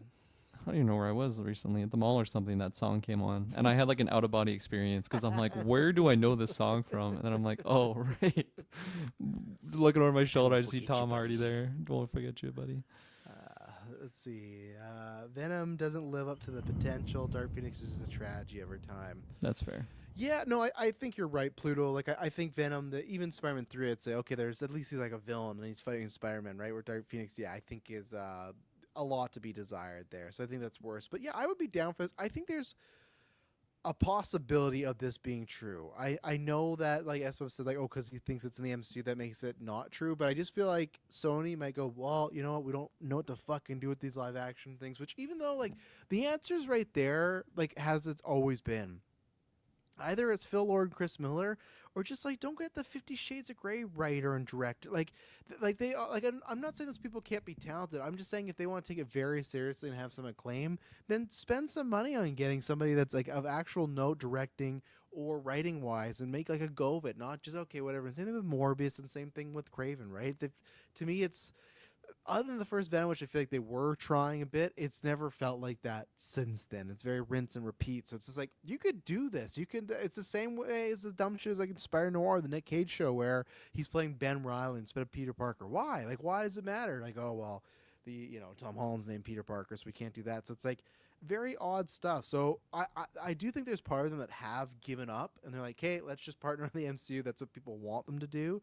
And that's fine with me. And Venom is the route. And now it's just kind of funny how we're kind of going. I feel like there's other things we've talked about that are just kind of going back to basics. But with this, it's like we have Venom, the movie, and we're like, oh, it's kind of weird that we're not starting with a Venom Spider-Man movie and spinning off from it. They do a whole trilogy, and like, you know what we're going to do now? We're going to go back, and we're going to do Venom and a Spider-Man movie, and then we're going to do a Venom movie. It's like, well... this is what we just suggested the first go around. It's like the same thing I suggest with Clayface and Batman. It's like, I don't know if we should do a Clayface movie before we got our DCU Batman, but we're doing it. So I don't know. I like the idea. True, the MCU's not had the smoothest of roads lately, but I still trust them any day over what Sony would do. Like, I saw what Sony did with the Venom movie 3 times. Yep. I won't forget it, buddy. And like, unfortunately, they made money. Yeah, they made money, and I luckily there's only a few MCU projects that I could say, hey, are that bar where all of Sony's projects, those three, Morbius and Craven, which I guess I shouldn't say, I've still never seen. That's like one of the only comic book movies I've ever I kind never of forgot seen. about Craven also. Yeah. That was last year also, right? I literally, there was a clip of Aaron Taylor Johnson, because I saw on Twitter, I had to send it to you guys, right, when he smells cologne and perfume. He's like, oh, nice perfume. And the woman's like, I'm not wearing any. And the guy like looks at him. He's like, she was going to find out at some point. And I sent it to you guys. Like, is this from Craven? Oh, yeah. And, yeah. So I've only seen that scene. I've seen that rhino. The rhino, part man. where- With yeah. Billy. Jurassic Yeah. Park 3. Espop says Venom Last Dance was legitimate slop. I felt like how you were watching the Tarantino Fortnite short. Yeah, no, Venom Last Dance was. I still felt that way about Carnage as well too. But it's Yep, I agree. it wasn't a good time. So yeah, I'm down for this. And sure, get a lesser known. Like the reason why you can get a lesser known one too is if you do the movie, people enjoy him, they'll go and see him. Where with Venom as a solo movie before you put him in Spider-Man, you do have to go get a Tom Hardy actor, right, to get people in the door. But if you can spin the character off from Spider-Man, then great, it works out. I just don't know what they're going to do, and I hope if we get this Venom storyline, it is a full, hey, we're doing the Venom story. Not, oh, it's Venom, but also Doctor Strange is here, and also, you know, Iron Man's back, or Steve's here. Like, we need it solo kind of adventure, and hopefully that's more street stuff too, you know, so. Do we, though? Do we need the solo adventure? Because we just got that with the Sony stuff. No, I mean, like, just a Spider-Man Venom story, not like how in this upcoming movie we hear Punisher's in it, Hulk's in it, Yelena's in it. Like, I know Sony always gets an MCU character. To me, that's when I hope they would pull the Daredevil thing and hopefully have it as a street story, and Matt could kind of be the guy that's like, hey, something's up with you. Or even imagine Matt with his senses, and he's talking to Spider-Man, and he can just sense that something's off with them, right? Like, if you could have Matt be that hero that kind of is juxtaposed of, hey, something's up with you, they probably wouldn't do that. They'd probably get one of their A-list actors to do that. But that's what I mean, not Venom solo, just that I want the solo Spider-Man versus Venom sort of thing. So That's fair. Yeah. Anything else on this? No. Yeah, we'll see what happens. All right, let's take our next ad break, and we'll be right back. All right, here's one. Don't know where it is. Controversial, not controversial. So it has come out today. This is C tier, so it's not a confirmed thing. But then other C tier people have backed this up. Also, we always cover C tier news because it can turn into A tier news. The Hunt for Gollum. Obviously, that's happening. We don't know where it's going to be. It's going to be happening at Netflix. It's going to happen at Paramount, but it is happening. Scheduled, I think, right now, 2027. Maybe they bumped, but I thought it was 2027. But anyways, that's happening, right? We got Andy Serkis. He's coming back. You know, director of Venom, Let There Be Carnage. Andy Serkis directing this movie. He's coming back to direct and voice Gollum. And then Ian McKellen's coming back. Elijah Wood has not said this, but Ian McKellen has said on his behalf that Elijah Wood is coming back.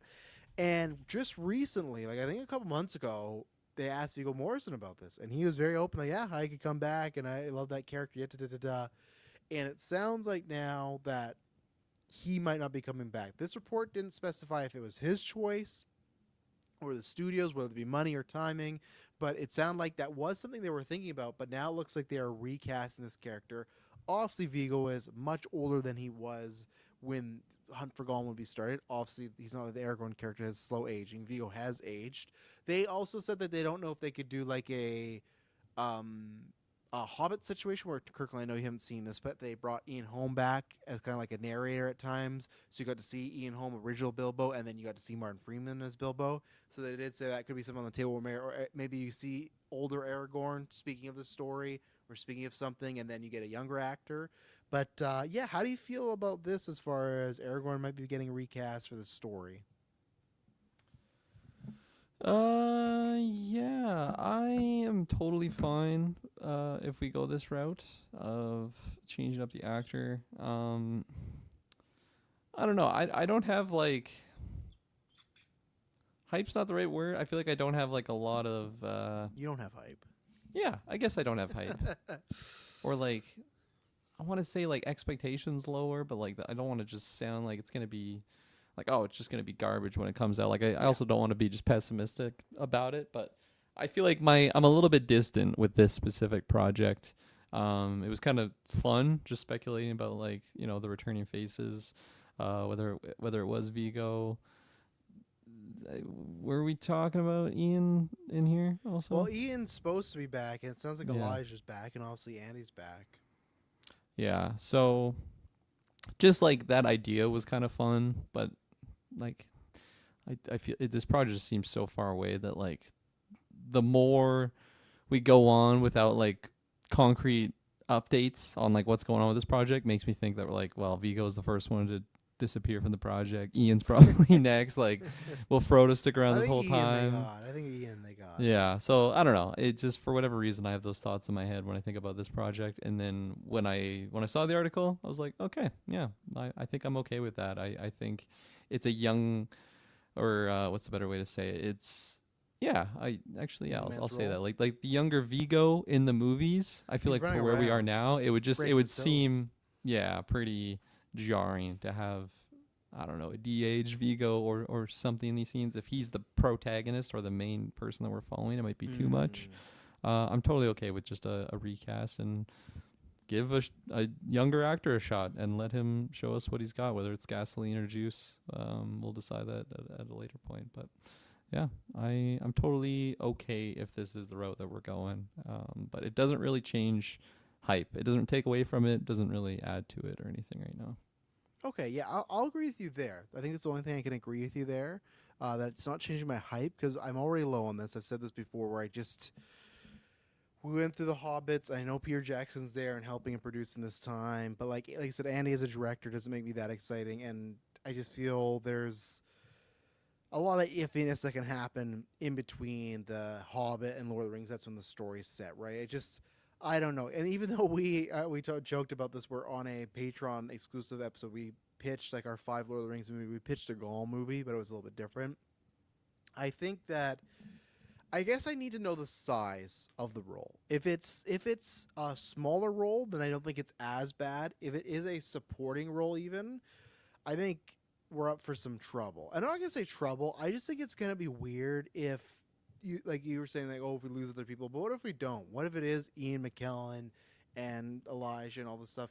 And when an actor hasn't passed, it does feel a little weird that everyone else is back, but we've recast this one actor, right? And I know it happens all the time, but especially because I feel like they're trying their best to evoke the nostalgia of that original trilogy, right? They want the people that love those movies to come see this. Well, already you're losing Aragorn. And I don't know, like, is the Hunt for Gollum that far from Fellowship? Like, I know it's in the book, but I mean, like, when the Fellowship forms? No. I think it's not that No, far, it should be pretty right? much, yeah, right there. So to me, and I will always go back to this, I know Taylor's going to, wear a shirt and, talk about him and the 50 other people that want this movie, with Solo too, but we saw it with Solo. That movie, we saw a guy that was close enough to what Han Solo's age would be, and that guy was nothing like Han Solo. Look, vibe, everything, right? But it's like, oh, this is the same guy. It's like, no, it's not. It's not the same guy at all. And especially with that, this is the guy that become Harrison Ford.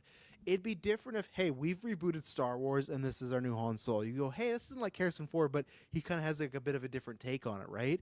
That's where for me and you're right, we can't do the de-aging on Vigo because watch The Irishman. I love The Irishman, but when Robert De Niro's running around, he's a 60-year-old running around as a 30-year-old. Doesn't make much sense because his body's moving slow, but he's supposed to be in his peak condition. You see him kicking a guy and he's moving slow, right? So all those times when Vigo's fighting Uruk-hai or orcs, 60 Vigo can't do that. Even with a stunt double, it can be a little murky. So that's what's like, okay, if you recast with the rest of the group, I feel you put a lot. I guess what I should say is if you do the de-aging, I think that's setting up for failure. If you recast with everybody, look, it's giving me the thumbs up because my mic stands like this. It's fucking weird. Taylor, you fucked up my mic stand. You fucked it up, you bastard. And even that one Is your arm getting tired?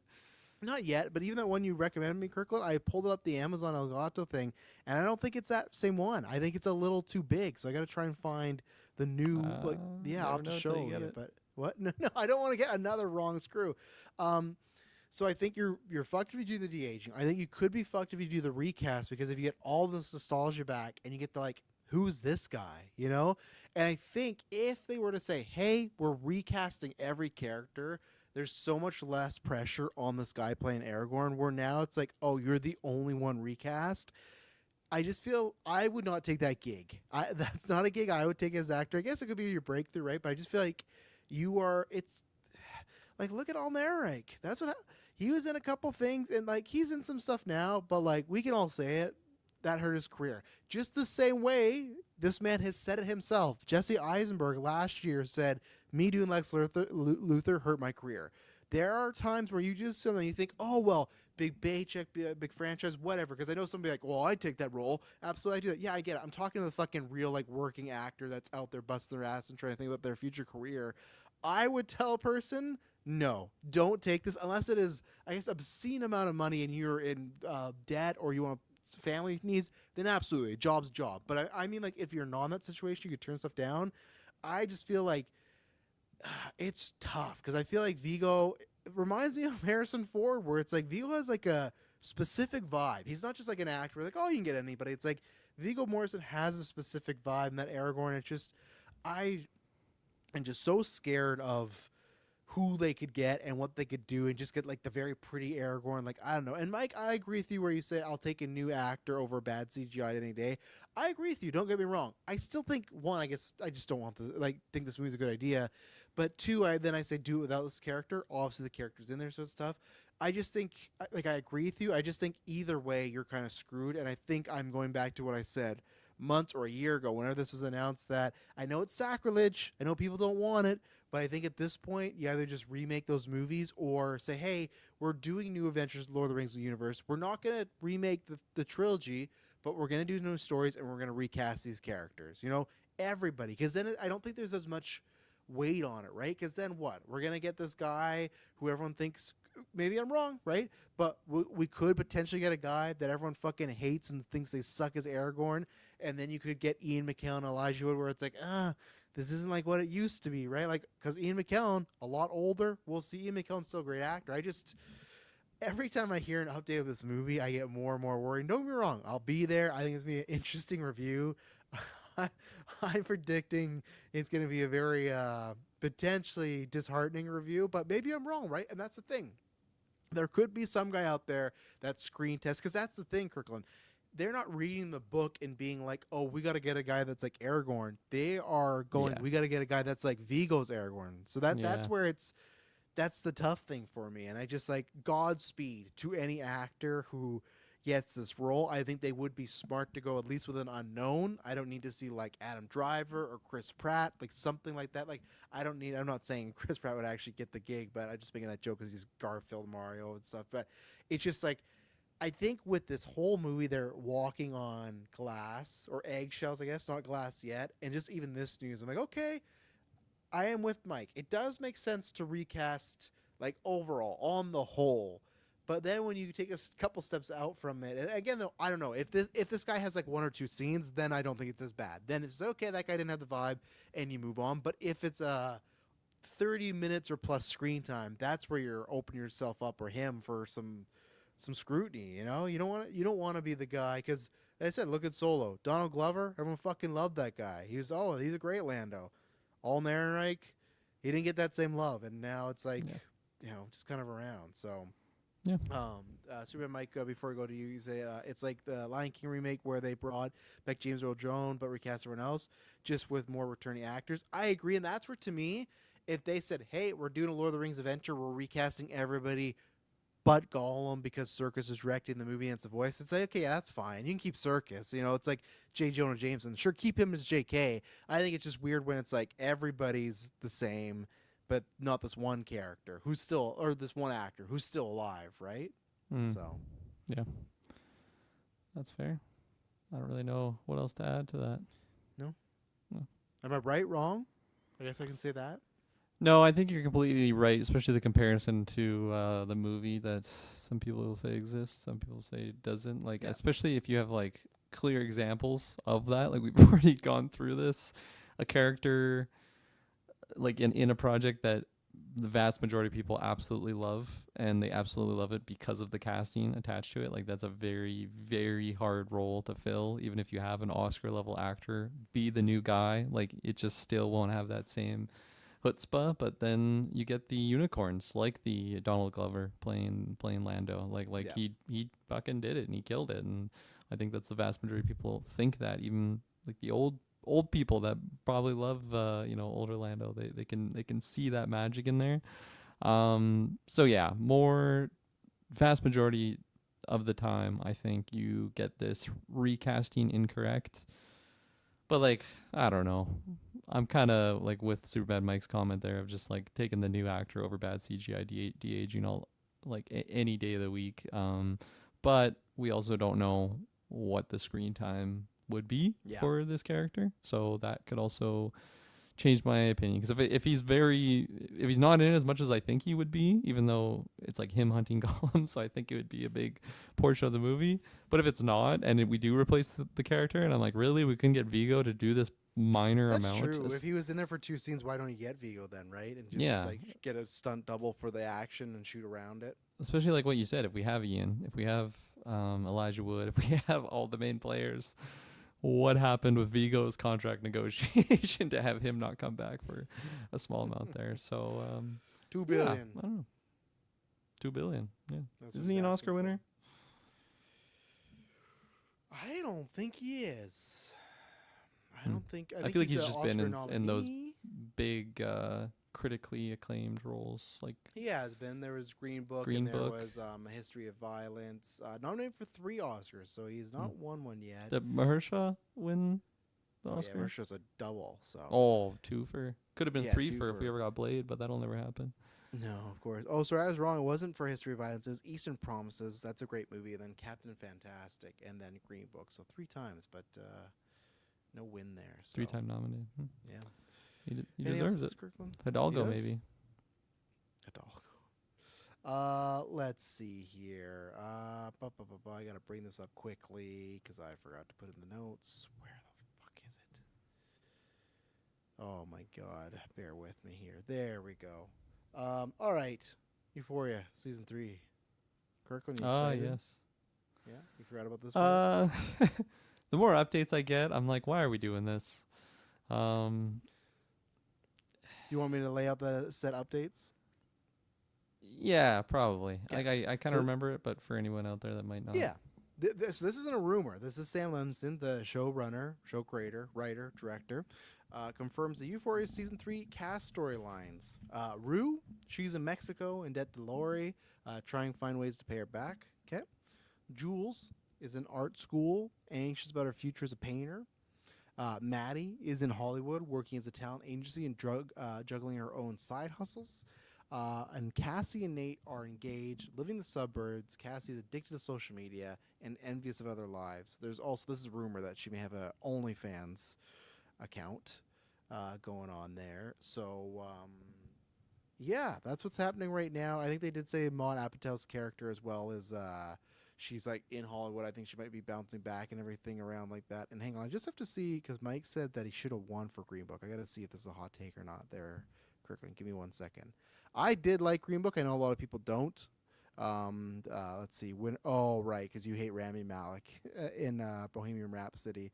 Yeah, Willem Dafoe at Attorney's Gate. Kirkland, that's the movie from where he looks up. That's what that gift's from. Oh, okay. Yeah, Bradley Cooper Star is Born, Christian Bale Vice, and then Vigo in Green Book. Yeah, I'd have to disagree with you, Mike. I'd still go Bale and Cooper over him. So I just had to go back there. But Euphoria Season 3, it's happening. Kirkland, continue. You're saying you weren't feeling too jazzed about some of this stuff. Yeah, I don't know. I think it's from what I'm hearing on like what you just told me, distance from the previous season, like it's just all these little factors are adding up to kind of deter my excitement and hype for the show. But like I'm sure I'll be there, curiosity's sake, especially just the people that are in it still. Like I'm sure that they'll be really good.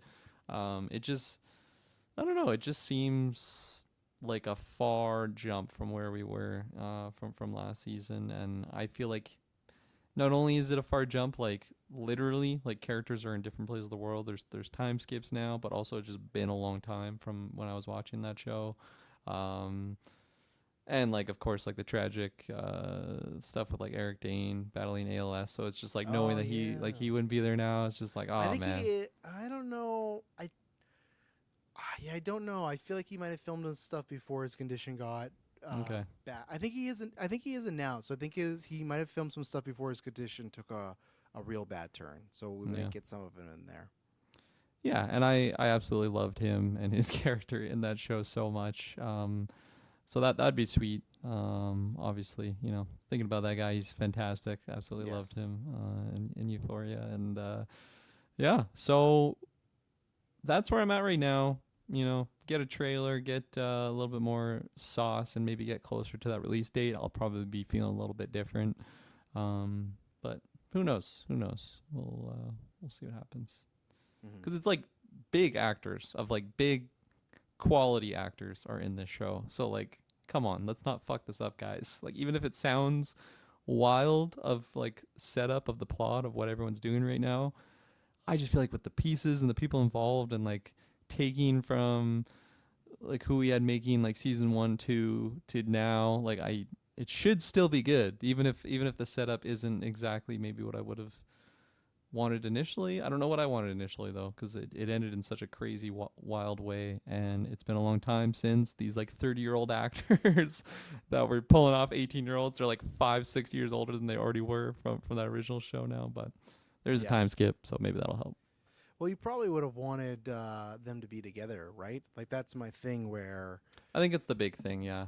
Yeah, like, and that's where it's like, I think we watch the show, not, these characters aren't all together all the exact same time, right? We just kind of think about it that way. But to me, this reads as the whole buildup was, okay, we want to do season 3, and obviously great casting director. All these people from season 2 to 3 or before filming blew up, right? Sydney Sweeney, Zendaya especially, Jacob Elordi now, and other people too, right? But like those 3 in particular, just to different wavelengths, right? So that happens, and even Hunter Schafer, she's in stuff, but it's like, okay, now if you get this back, it's probably going to be more expensive, going to be harder to do because their schedules, how do you do this? And that's why for a while, I think we're all like, you know what, that's probably not going to happen. We're all like, okay, cool, maybe it doesn't happen. And I've always argued Euphoria season 2 ends in a way where it could just end there for the most part, right? There's a couple hanging threads, but it kind of ends in a way where, oh, that's the end of high school and not everything works out, but your life moves on. Even Rue is like in a better place where this storyline of, oh, she's in debt to Lori. I guess that could be in the past, but it's like, that was some of my least favorite stuff in season 2 was Rue, like, gonna be kidnapped for drug trafficking and that type of stuff. Like, I wasn't there for that show. I got Breaking Bad. I'm good on that, right? But that's the thing where, okay, they announced season 3 and they announced the cast. It's like, wow, they're getting all these people back. To me, if majority of the show is not a lot of these characters together, which it sounds like, right? Rue in Mexico, Maddie in Hollywood, Nate and Cassie in the suburbs. It sounds like they're all spread out. To me, that is a lot less exciting if you just get them around every once in a while.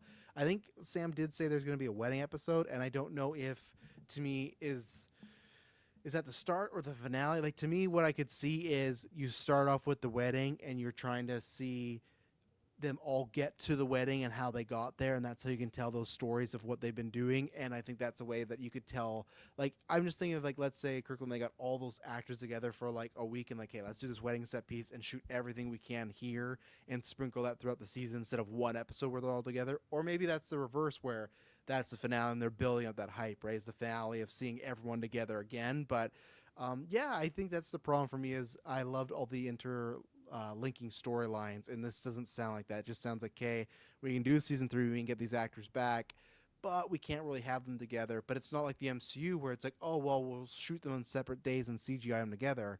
They're not doing that. They're doing, well, we can't really do X, Y, and Z, so Rue's over here in a storyline that I don't care about.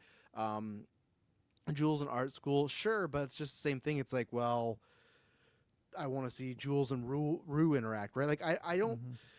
A lot of these pitches sounds like if they were said Euphoria was over and here's the spin-off shows of all these characters. It does not sound like this show. And maybe I'm wrong. Yeah. Maybe this is just like how we meet them all and eventually they do all link up again. That's just what we're hearing, right? But even so far, these storylines by themselves are not that. Maddie in Hollywood, fine, but like much to Mike's point, the last thing Sam Levinson did was The Idol, and The Idol was awful. And that had a lot to do with musical acts and that the biz and drug use. So it's like, oh, Maddie in Hollywood, that doesn't interest me at all. Nate's always a great, like, I hope Nate's a great character. Like, he's just a fucking, I don't know, like a catter or a powder keg. So whatever he's doing, whatever he's up to, like, I think we're going to get good stuff there. And I think Jacob Elordi's like even a better actor than he was when Euphoria was happening. So I'm pretty fine with, I just feel like whatever they give Nate, they usually got good stuff there. the Cassie thing, it's like all right, like I don't know I don't know how I can how I can say this, right? Like, okay, of course, men, women, lots of people when they see Sydney Sweeney. Oh, I just died on your arms tonight. And don't get me wrong, of course, when people are on the screen and good-looking people and they get naked, it's great to see, right? But for me, and this is what I think this is a compliment that I'm trying. So if people think I'm trying to be misogynistic, I'm not. I'm at the point where I don't need to see Sydney Sweeney naked. Now, don't get me wrong. I'm sure like it'll always be great and great to see, but I mean, like, I kind of understand why younger actors do that, or why even the Cassie character would do that. But these storylines of, oh, she's an OnlyFans, and because that was rumored, oh, she's gonna be naked a lot in the season. It's like, cool, but now, you know, political stuff aside, when Sydney Sweeney's on my screen, I know she's a great actress, and I want to see her doing those great things, right? So this whole like obsessed with social media and OnlyFans, I get it. That definitely is a commentary to stuff that's going on, but also is it just an excuse to show Sydney Sweeney's tits for 8 episodes? And it's like, you know, great and all, but it's like that's not like that should say something. Where to me, like if there's an actress that's not good, it's like, okay, all you have is them just doing naked stuff and being very racy. Okay, sure. But like that's not why I watch Sydney Sweeney anymore, right? It's because look at that episode with Nate with the bathroom door when she's trying to break in. Look at the episode when she's drunk. You know, like that's where it's like, okay, she can be a versatile actress given the right script. But it's like, oh, she's obsessed with social media and she's an OnlyFans. It's like, all right. Like I feel like I know what we're getting. That just to me, we'll have to see it, right? I guarantee you the scenes with her and Nate will be challenging. I think the scenes of them married and like whether they're going through counseling or fighting, I think that's where you'll get the good acting. But her storyline, if it's not including the Nate stuff, doesn't like that sounds like stuff Sydney Sweeney could fucking daywalk through now. You know, it's just I don't know. I have to see this all. I hope it's just them kind of giving some breadcrumbs, and I hope it is we do get a lot of the characters together. But if we don't, then I think it will be regarded as a you know, maybe we shouldn't have done this. But at the same point, do we think it's not going to do well? Euphoria season 1 and 2 did great, and now these people are bigger stars than they used to be. So it's like, I feel like it could do double whatever Euphoria. Like, I think whatever records Euphoria had will easily be broken by this season. We'll have to see at the end of it, right? But I think they're kind of playing with house money right now. So for sure, yeah, no, I completely agree with majority of your points there. I feel, you know, to sound like that sleazeball to defend the Sydney Sweeney OnlyFans. I think OnlyFans storyline's great. They're hard workers. I feel like though, like that kind of fits the character of Cassie. Like she's been very insecure with herself, and like obviously very beautiful character. You know, Sydney Sweeney in the role, but like also just like that's been like using her image as like her weapon. Like it's fit the character. Like that's kind of her one thing that she like can kind of feel confident about that she has that. So like if she is addicted to social media, I feel like that is kind of where Cassie was at. 'Cause she was always just trying to maybe think of herself in like a, what's the best way to describe, like her character struggles, like her mental issues in that season is like a confidence thing. And I think plenty of people that are addicted to social media kind of have that because they're living vicariously through other people that they're seeing on social media, or maybe just constantly comparing themselves to people that they're seeing on social media. So like that there kind of fits the character, I think, of Cassie. And you know, if she's you know, she's a beautiful lady, it's established in the first 2 seasons very clearly. And if she's getting like, I don't know, money and attention by doing stuff like that, by using her body to profit off of, like, I feel like that does fit the character. But you're not wrong, she is a fucking phenomenal actor, and like she could daywalk her way through all of that episode stuff. Maybe, you know, that's my worry, is like maybe 2 episodes, because would you imagine she's probably not gonna, this is gonna be a secret thing, right? Like, would Nate know about this? Like, I feel like there's a prime episode of him finding this account, right? Yeah. And losing the shit. I feel like that has to be the route we go down. Yeah. I also just picture like him not really caring too much about her to begin with. So he's still thinking about Jules. Yeah, absolutely. Man, it's funny. The more we talk about these characters and just kind of like where they're at, I'm like, man, I actually am very excited for this season now, because there's just There's some freak shows in that show. Yeah, and even if the show ends up being bad, we'll be there and it'll be fun reviews when not. So yeah, look out in April. We'll be there Sunday night. Dylan says, "Fucking hell, that GIF is loud." I know. That'll make my fucking Christmas mission to re-edit that GIF and bring it down. Dylan says, "What's gonna have more tits, Euphoria season 3 or Silent Night?" Yeah, preview for a retrospective. Man, obviously tons of 80 movies had tits, but you could tell the director on the set, like, I just want a bunch of naked girls as much as I can. There's like I was watching The Room. Unnecessary nudity in that movie, so look out for our Christmas retrospective. But anything else on this? No. No? No. Okay. Yeah. All right, we'll take our last ad break, and we'll talk about some trailers, and we'll be right back. And we are back. All right, Kirkland. So we got the Bone Temple. We got Ready or Not, Here I Come. Game of Thrones, Seven Kingdoms. And then for myself, I'll be talking about the Boys' final season. The Boys. Not that show. The Boys' final season quickly. But yeah, what do you think about some of these trailers? Yeah. Where do I want to start? I'll start with Game of Thrones. I feel like the show's been very back burner, simmer, low temp for me this whole time. This is the first time I watched the trailer. It was just today, and feels like Westeros. I don't know. I like it. It's got the it's got the like the lens of a Westeros show. Obviously, hearing like terminology, the Targaryen and stuff like that. Like it just by hearing all that stuff and even just like the set designs and stuff, like it does feel like a Westeros show, even though like the levity of it feels a lot lighter than I think what was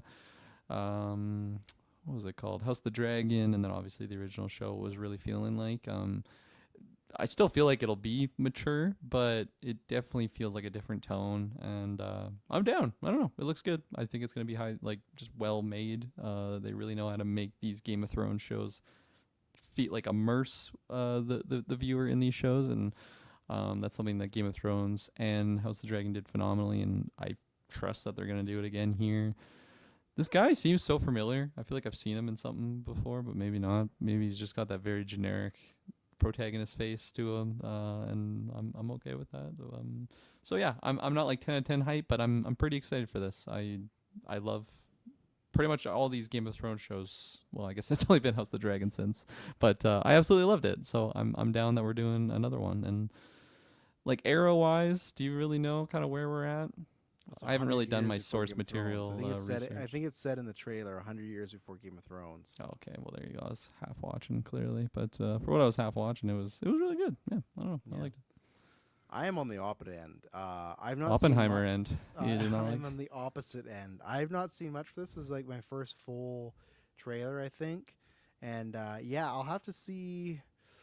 You know, we'll see what happens with Taylor's baby, because he's like, oh, I don't know if he'll take too much time off, and if he doesn't, great, because I don't know how much I want to review this show. The levity. House of the Dragon, though, right? Didn't you jump onto that one as we? I did, because Game of Thrones ended, sucked. I was out, and then I watched House of the Dragon, and I got back in. So if Taylor's not around, I'll watch it. But that's not the seriousness, the levity and the jokes. Like, this guy doesn't look like this was not working for me. Now, I think maybe it's something that could work better in the show, but in the trailer, I don't know. It definitely, looked like Westeros, had that feel, but the actual content did not feel like, and maybe that's it. Maybe because I see Mikey says the novels are based on really good. Maybe that is a different section of Westeros, because I'm sure it's like Star Wars or Marvel, where people go, oh yeah, we need our different genres or slices of that. I really don't. I need just the same old serious Game of Thrones, just with different people or different eras. But this, I don't know. So I might give it a chance, at least to premiere. If Taylor's not, then yeah, I'll buckle up. I'll be there. But it's, I don't know. It was I just think I felt like for this being the second Game of Thrones spinoff, I didn't feel the pull like, oh, I gotta watch this. But yeah, like you said, with House of Dragon, I was iffy on it when it started, then it hooked me in. So maybe this will do the same. And this one's only 6 episodes, so we'll have to see. But yeah, I was not jiving complete with the trailer. So yeah, that's fair. What was I gonna go? Oh, the joke where he's like it's like the very start of the trailer when he's talking to whoever, and then he like leaves, and then he goes out the wrong door. He's like, oh, not this way. That was like the start of the trailer, and that's where I'm like, oh god, this feels goofy. This does not feel like regular. And even so yeah, I guess I agree with you to that extent. And when he at the end, he's like, just shouting at the people in the stands. It's like, is this really what night ship is? Like ship. I'm butchering the line, but says something along those lines, and it just goes to everyone kind of looking at each other. I'm like, man, this guy's not seen Game of Thrones. Nobody fucking gives a shit about honor in this world or anything about that. And if this is what the whole show is kind of set up to be, like, it's okay. Yeah, I'll be there. We'll see how this goes. So I think it was more just the idea of getting another Game of Thrones show helped me just overall with my excitement of the trailer here. The other one that I was going to go to next, unless you wanted to veer us, Ready or Not 2. I never saw this movie originally when you guys were hyping on it and telling me to go see it. And then I think a year or two ago, I think actually, this year or last year, I saw it for the first time and really, really loved it. It was really, really fun. This is one where I think the trailer, it was okay, but like I'm just excited for it because I like more of the same. I love Elijah Wood. Let's get him in there. I like some of the characters that are going to be hunting our bride here. She has a little compatriot now, her sister. So I think it's gonna be a fun time. I don't know. I didn't really need any crazy trailer in here. Thought the trailer was okay, but I'm just kind of excited this is a thing, and it's a good formula for a fun time. Yeah, I was. You're on the Oppenheimer side again. On the Oppenheimer side again. I think this just felt. I like the directors. Love Samara Weaving. I'll give it a chance. Theaters, I'll wait for reviews. I think for me, it's just that first movie ends, and I go, and they announce, we're doing a sequel. It's like, okay, how do you do a sequel to that, right? Just the way it ends, pretty closed book or closed book. I think so, right? Sure, closed book. The two ways as far as, you beating hide and seek just open up a whole different game. And it's literally just another game. I was like, all right, that's the best we can do is, because you survive this game, you go to a different game. All right, fine. And then the character's like, doesn't matter. I'm not going to play. Kill me. It's like, okay, we won't kill you, but we'll kill your sister. It's like, okay. And I'm going to say, who knows? I haven't watched that first one. If they mention a sister, didn't feel like she was a big deal. This was also a wedding party or wedding. It was a wedding, right? So it's like she had no family. Kind of assumed she was her own. I'm sure they're going to give some fucking quick backstory about how they're stepsisters and one dad didn't love her, X, Y, and Z, and they're going to get there. But for me, this whole trailer just felt like super lazy. Looked like it'll be fun enough, the actual stuff, but just looked like more of the same. I was kind of hoping, because I feel like that happens a lot, where they'll be like, I don't know about this. How do we do a sequel to this, right? And then I see a trailer, like, okay, you got me. This gave me a lot of, which was a movie I won't say despise, but a movie I despised my time watching was Another Simple Favor, which was a very tough watch. You haven't seen the sequel yet. Never watched it. Nobody's convinced me to watch it yet. The first one? Oh yeah, Simple Favor. Yeah. Come on, it's on. Don't ever. It was one of those where it was like, man, I made a grave mistake. You liked the first one, right? Yeah, love the first one. I thought, like, okay, love maybe a bit too much. Like, I think it's like really good. I had a really good time with that first movie. I agree. And the second movie I did not. So I just hope at least the good times are there. But it just felt like the same way with that movie. It's like, I don't know how you do a sequel. And then when I watched the sequel, it's like, oh, you can't. You just need some more money. And you guys want to go to Barcelona and Amazon Prime paid for it. Cool. Same thing here. It's like, okay, this guy he parted ways from the Screen 7 job. Maybe you just need another gig. Oh, let's do this. So, or wait, no, I might be messing them up, actually. I'll take that back. I don't think it's him. So take back whatever I said about the director. But this trailer wasn't doing it for me. I'll need to hear reviews if I go pay money for this at the theater, which I want to. I prefer to see movies in the theater. I just also don't want to waste my time, so. Yeah, nobody wants to. Wants to. I don't know where I was going to transition for that, but Bone Temple. Yeah. I definitely want to rewatch 28 Years Later, because I haven't since the theater watch. Even just watching this trailer, I'm like, oh gosh, I don't even remember specifics. What's going on with these Jimmies and what's going on? Yeah. So I like the trailer. I'm already gonna see this. I really like the first film. Well, I guess it's not the first film. This is gonna be a trilogy, right? Depending on how this does, I think. Okay. Yeah. So I like 28 Years Later. Really great time. I like what was set up there.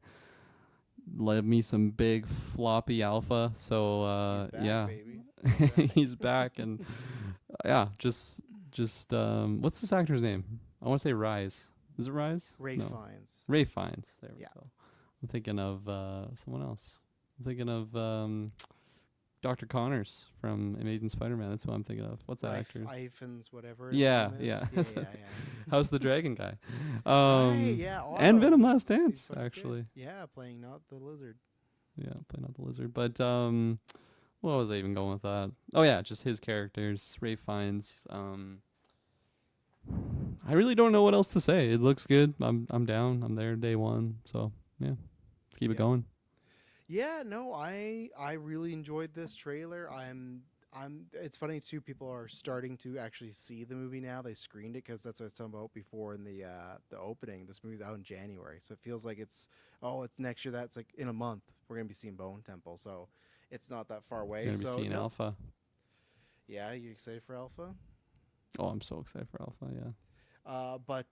Yeah, I'm curious about it all. I want to learn more about Ray Fiennes' character. I thought that was a great character in the last one. The Jimmies look like after Sinners. I got high supply on Jack O'Connell. I'm a Jack O'Connell stan now, so I'm excited to see it. And a good thing is it's not just like, oh, he's playing another villain that's the same type.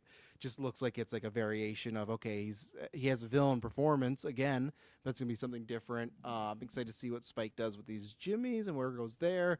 We'll be excited to see whatever Cillian Murphy gets in there. So no, I just think the dynamics of, even though it's just been one movie, just seeing the Jimmy, the main Jimmy, Jack Connell, and then Ray Fiennes, it feels like a crossover already. Like it's weird, It's just it is just a sequel, but the way those movies ends, it feels like the Doctor you may never seen again, and then like this Jimmy's supposed to take you on a whole new adventure, and it's just a thing of, okay, how do we get it back there, right? Does the character get hurt and Spike? Even though I think Spike would register, these people are probably a threat, so why would you want to tell them about the Doctor? Or are they already heading to the Doctor and Spike is going to keep that to himself and maybe help him out?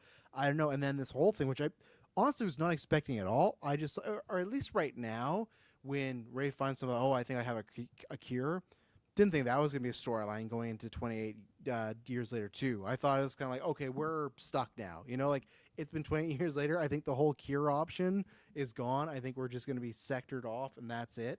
So to me, I was taken aback. I was like, oh yeah, I'm working on something, and maybe the Alpha, and I wasn't sure if he shot the Alpha or the Alpha was standing there not attacking, and just all this stuff. And Ray finds something like, oh, I wonder what they see. So there's some good stuff there. I'm excited. Obviously, it's not the exact same. It's not the same director. It's not Danny Boyle, but I do like some of Nia DaCosta's work, so I'm hoping it's good. But yeah, I've heard some reviews that are positive but say it's going to be another divisive movie. So I don't know what's going to happen. And same thing, I don't know what they're going to do with Cillian Murphy. So.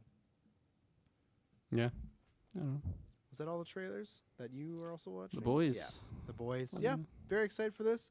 There's a couple things I'll just say, like with Butcher, I feel like in the finale they left a certain way, and in this trailer just felt like we were back to status quo. So we'll see. But yeah, it's one of these things, Kirkland, you might have heard through the grapevine. But when we review these shows, I think this was a show that was getting better until that fourth season. And to me, that was a big step down. So now it's like my height for season 5 could have been at a different level at one point, but now I'm kind of going trepidatious. So yeah, I'm liking the storylines. It pretty much looks like we're going to take down Homelander. Let's do this. Let's see what happens. So I'm going to trust them that season 4 was almost like a setup season, the finale, or maybe just a stumble, and they're going to get back to, like, I have more game tape on them to trust them than I have not to trust them, right? So I'm hoping they land these storylines. Looks like there's a couple storylines we're kind of finally seeing through, which is good, and I'm always excited to see more Anthony Starr's Homelander, because that is one of the best TV performances, I'll say, of all time. I think he is a tremendous character actor. Well, I'll take that back. And he's not a character actor in that sense. He's done a great job with said character and made this character feel like a real life thing. Obviously, this is going to get very political. But yeah, so far, what I'm seeing, it looks good. That's coming out, I think, also in April. So I think in April, I was talking to you guys about this, but I think we're going to have Daredevil, The Boys, and Euphoria all running at one time. It's going to be a juicy month. It's going to be lots of stuff going on. So that sounds. What the hell is this stuff? Gasoline. And that's the best way to end it right there. So that's our thoughts. That's our Weekly Geek for this. Next week should be Dylan and Kirkland, unless there's no news, because obviously it is the Christmas season. Or is it next week you guys have that? No, maybe I'm wrong. 2 weeks, 23rd. What's next? Who's Weekly Geek next week is? Oh, Dylan and Taylor, the Dylan Weevil and Taylor. Boys. There you go. Today was the Perk Boys, right? The We Perk we Boys. dropped a couple of Kirks there, so yeah, we still got that. And the same thing too for the next couple of weeks. I think next week there will be news for your and Dylan's cast. If there's not news, we also got something to release because around Christmas might get a little slower, but we'll see. And then yeah, not this weekend, but I think the next weekend of the 20th, I think we're doing after 9. So, but yeah, tomorrow we'll be doing some Patreon stuff, and then after that, video game awards. And I promise you, it'll all be boring.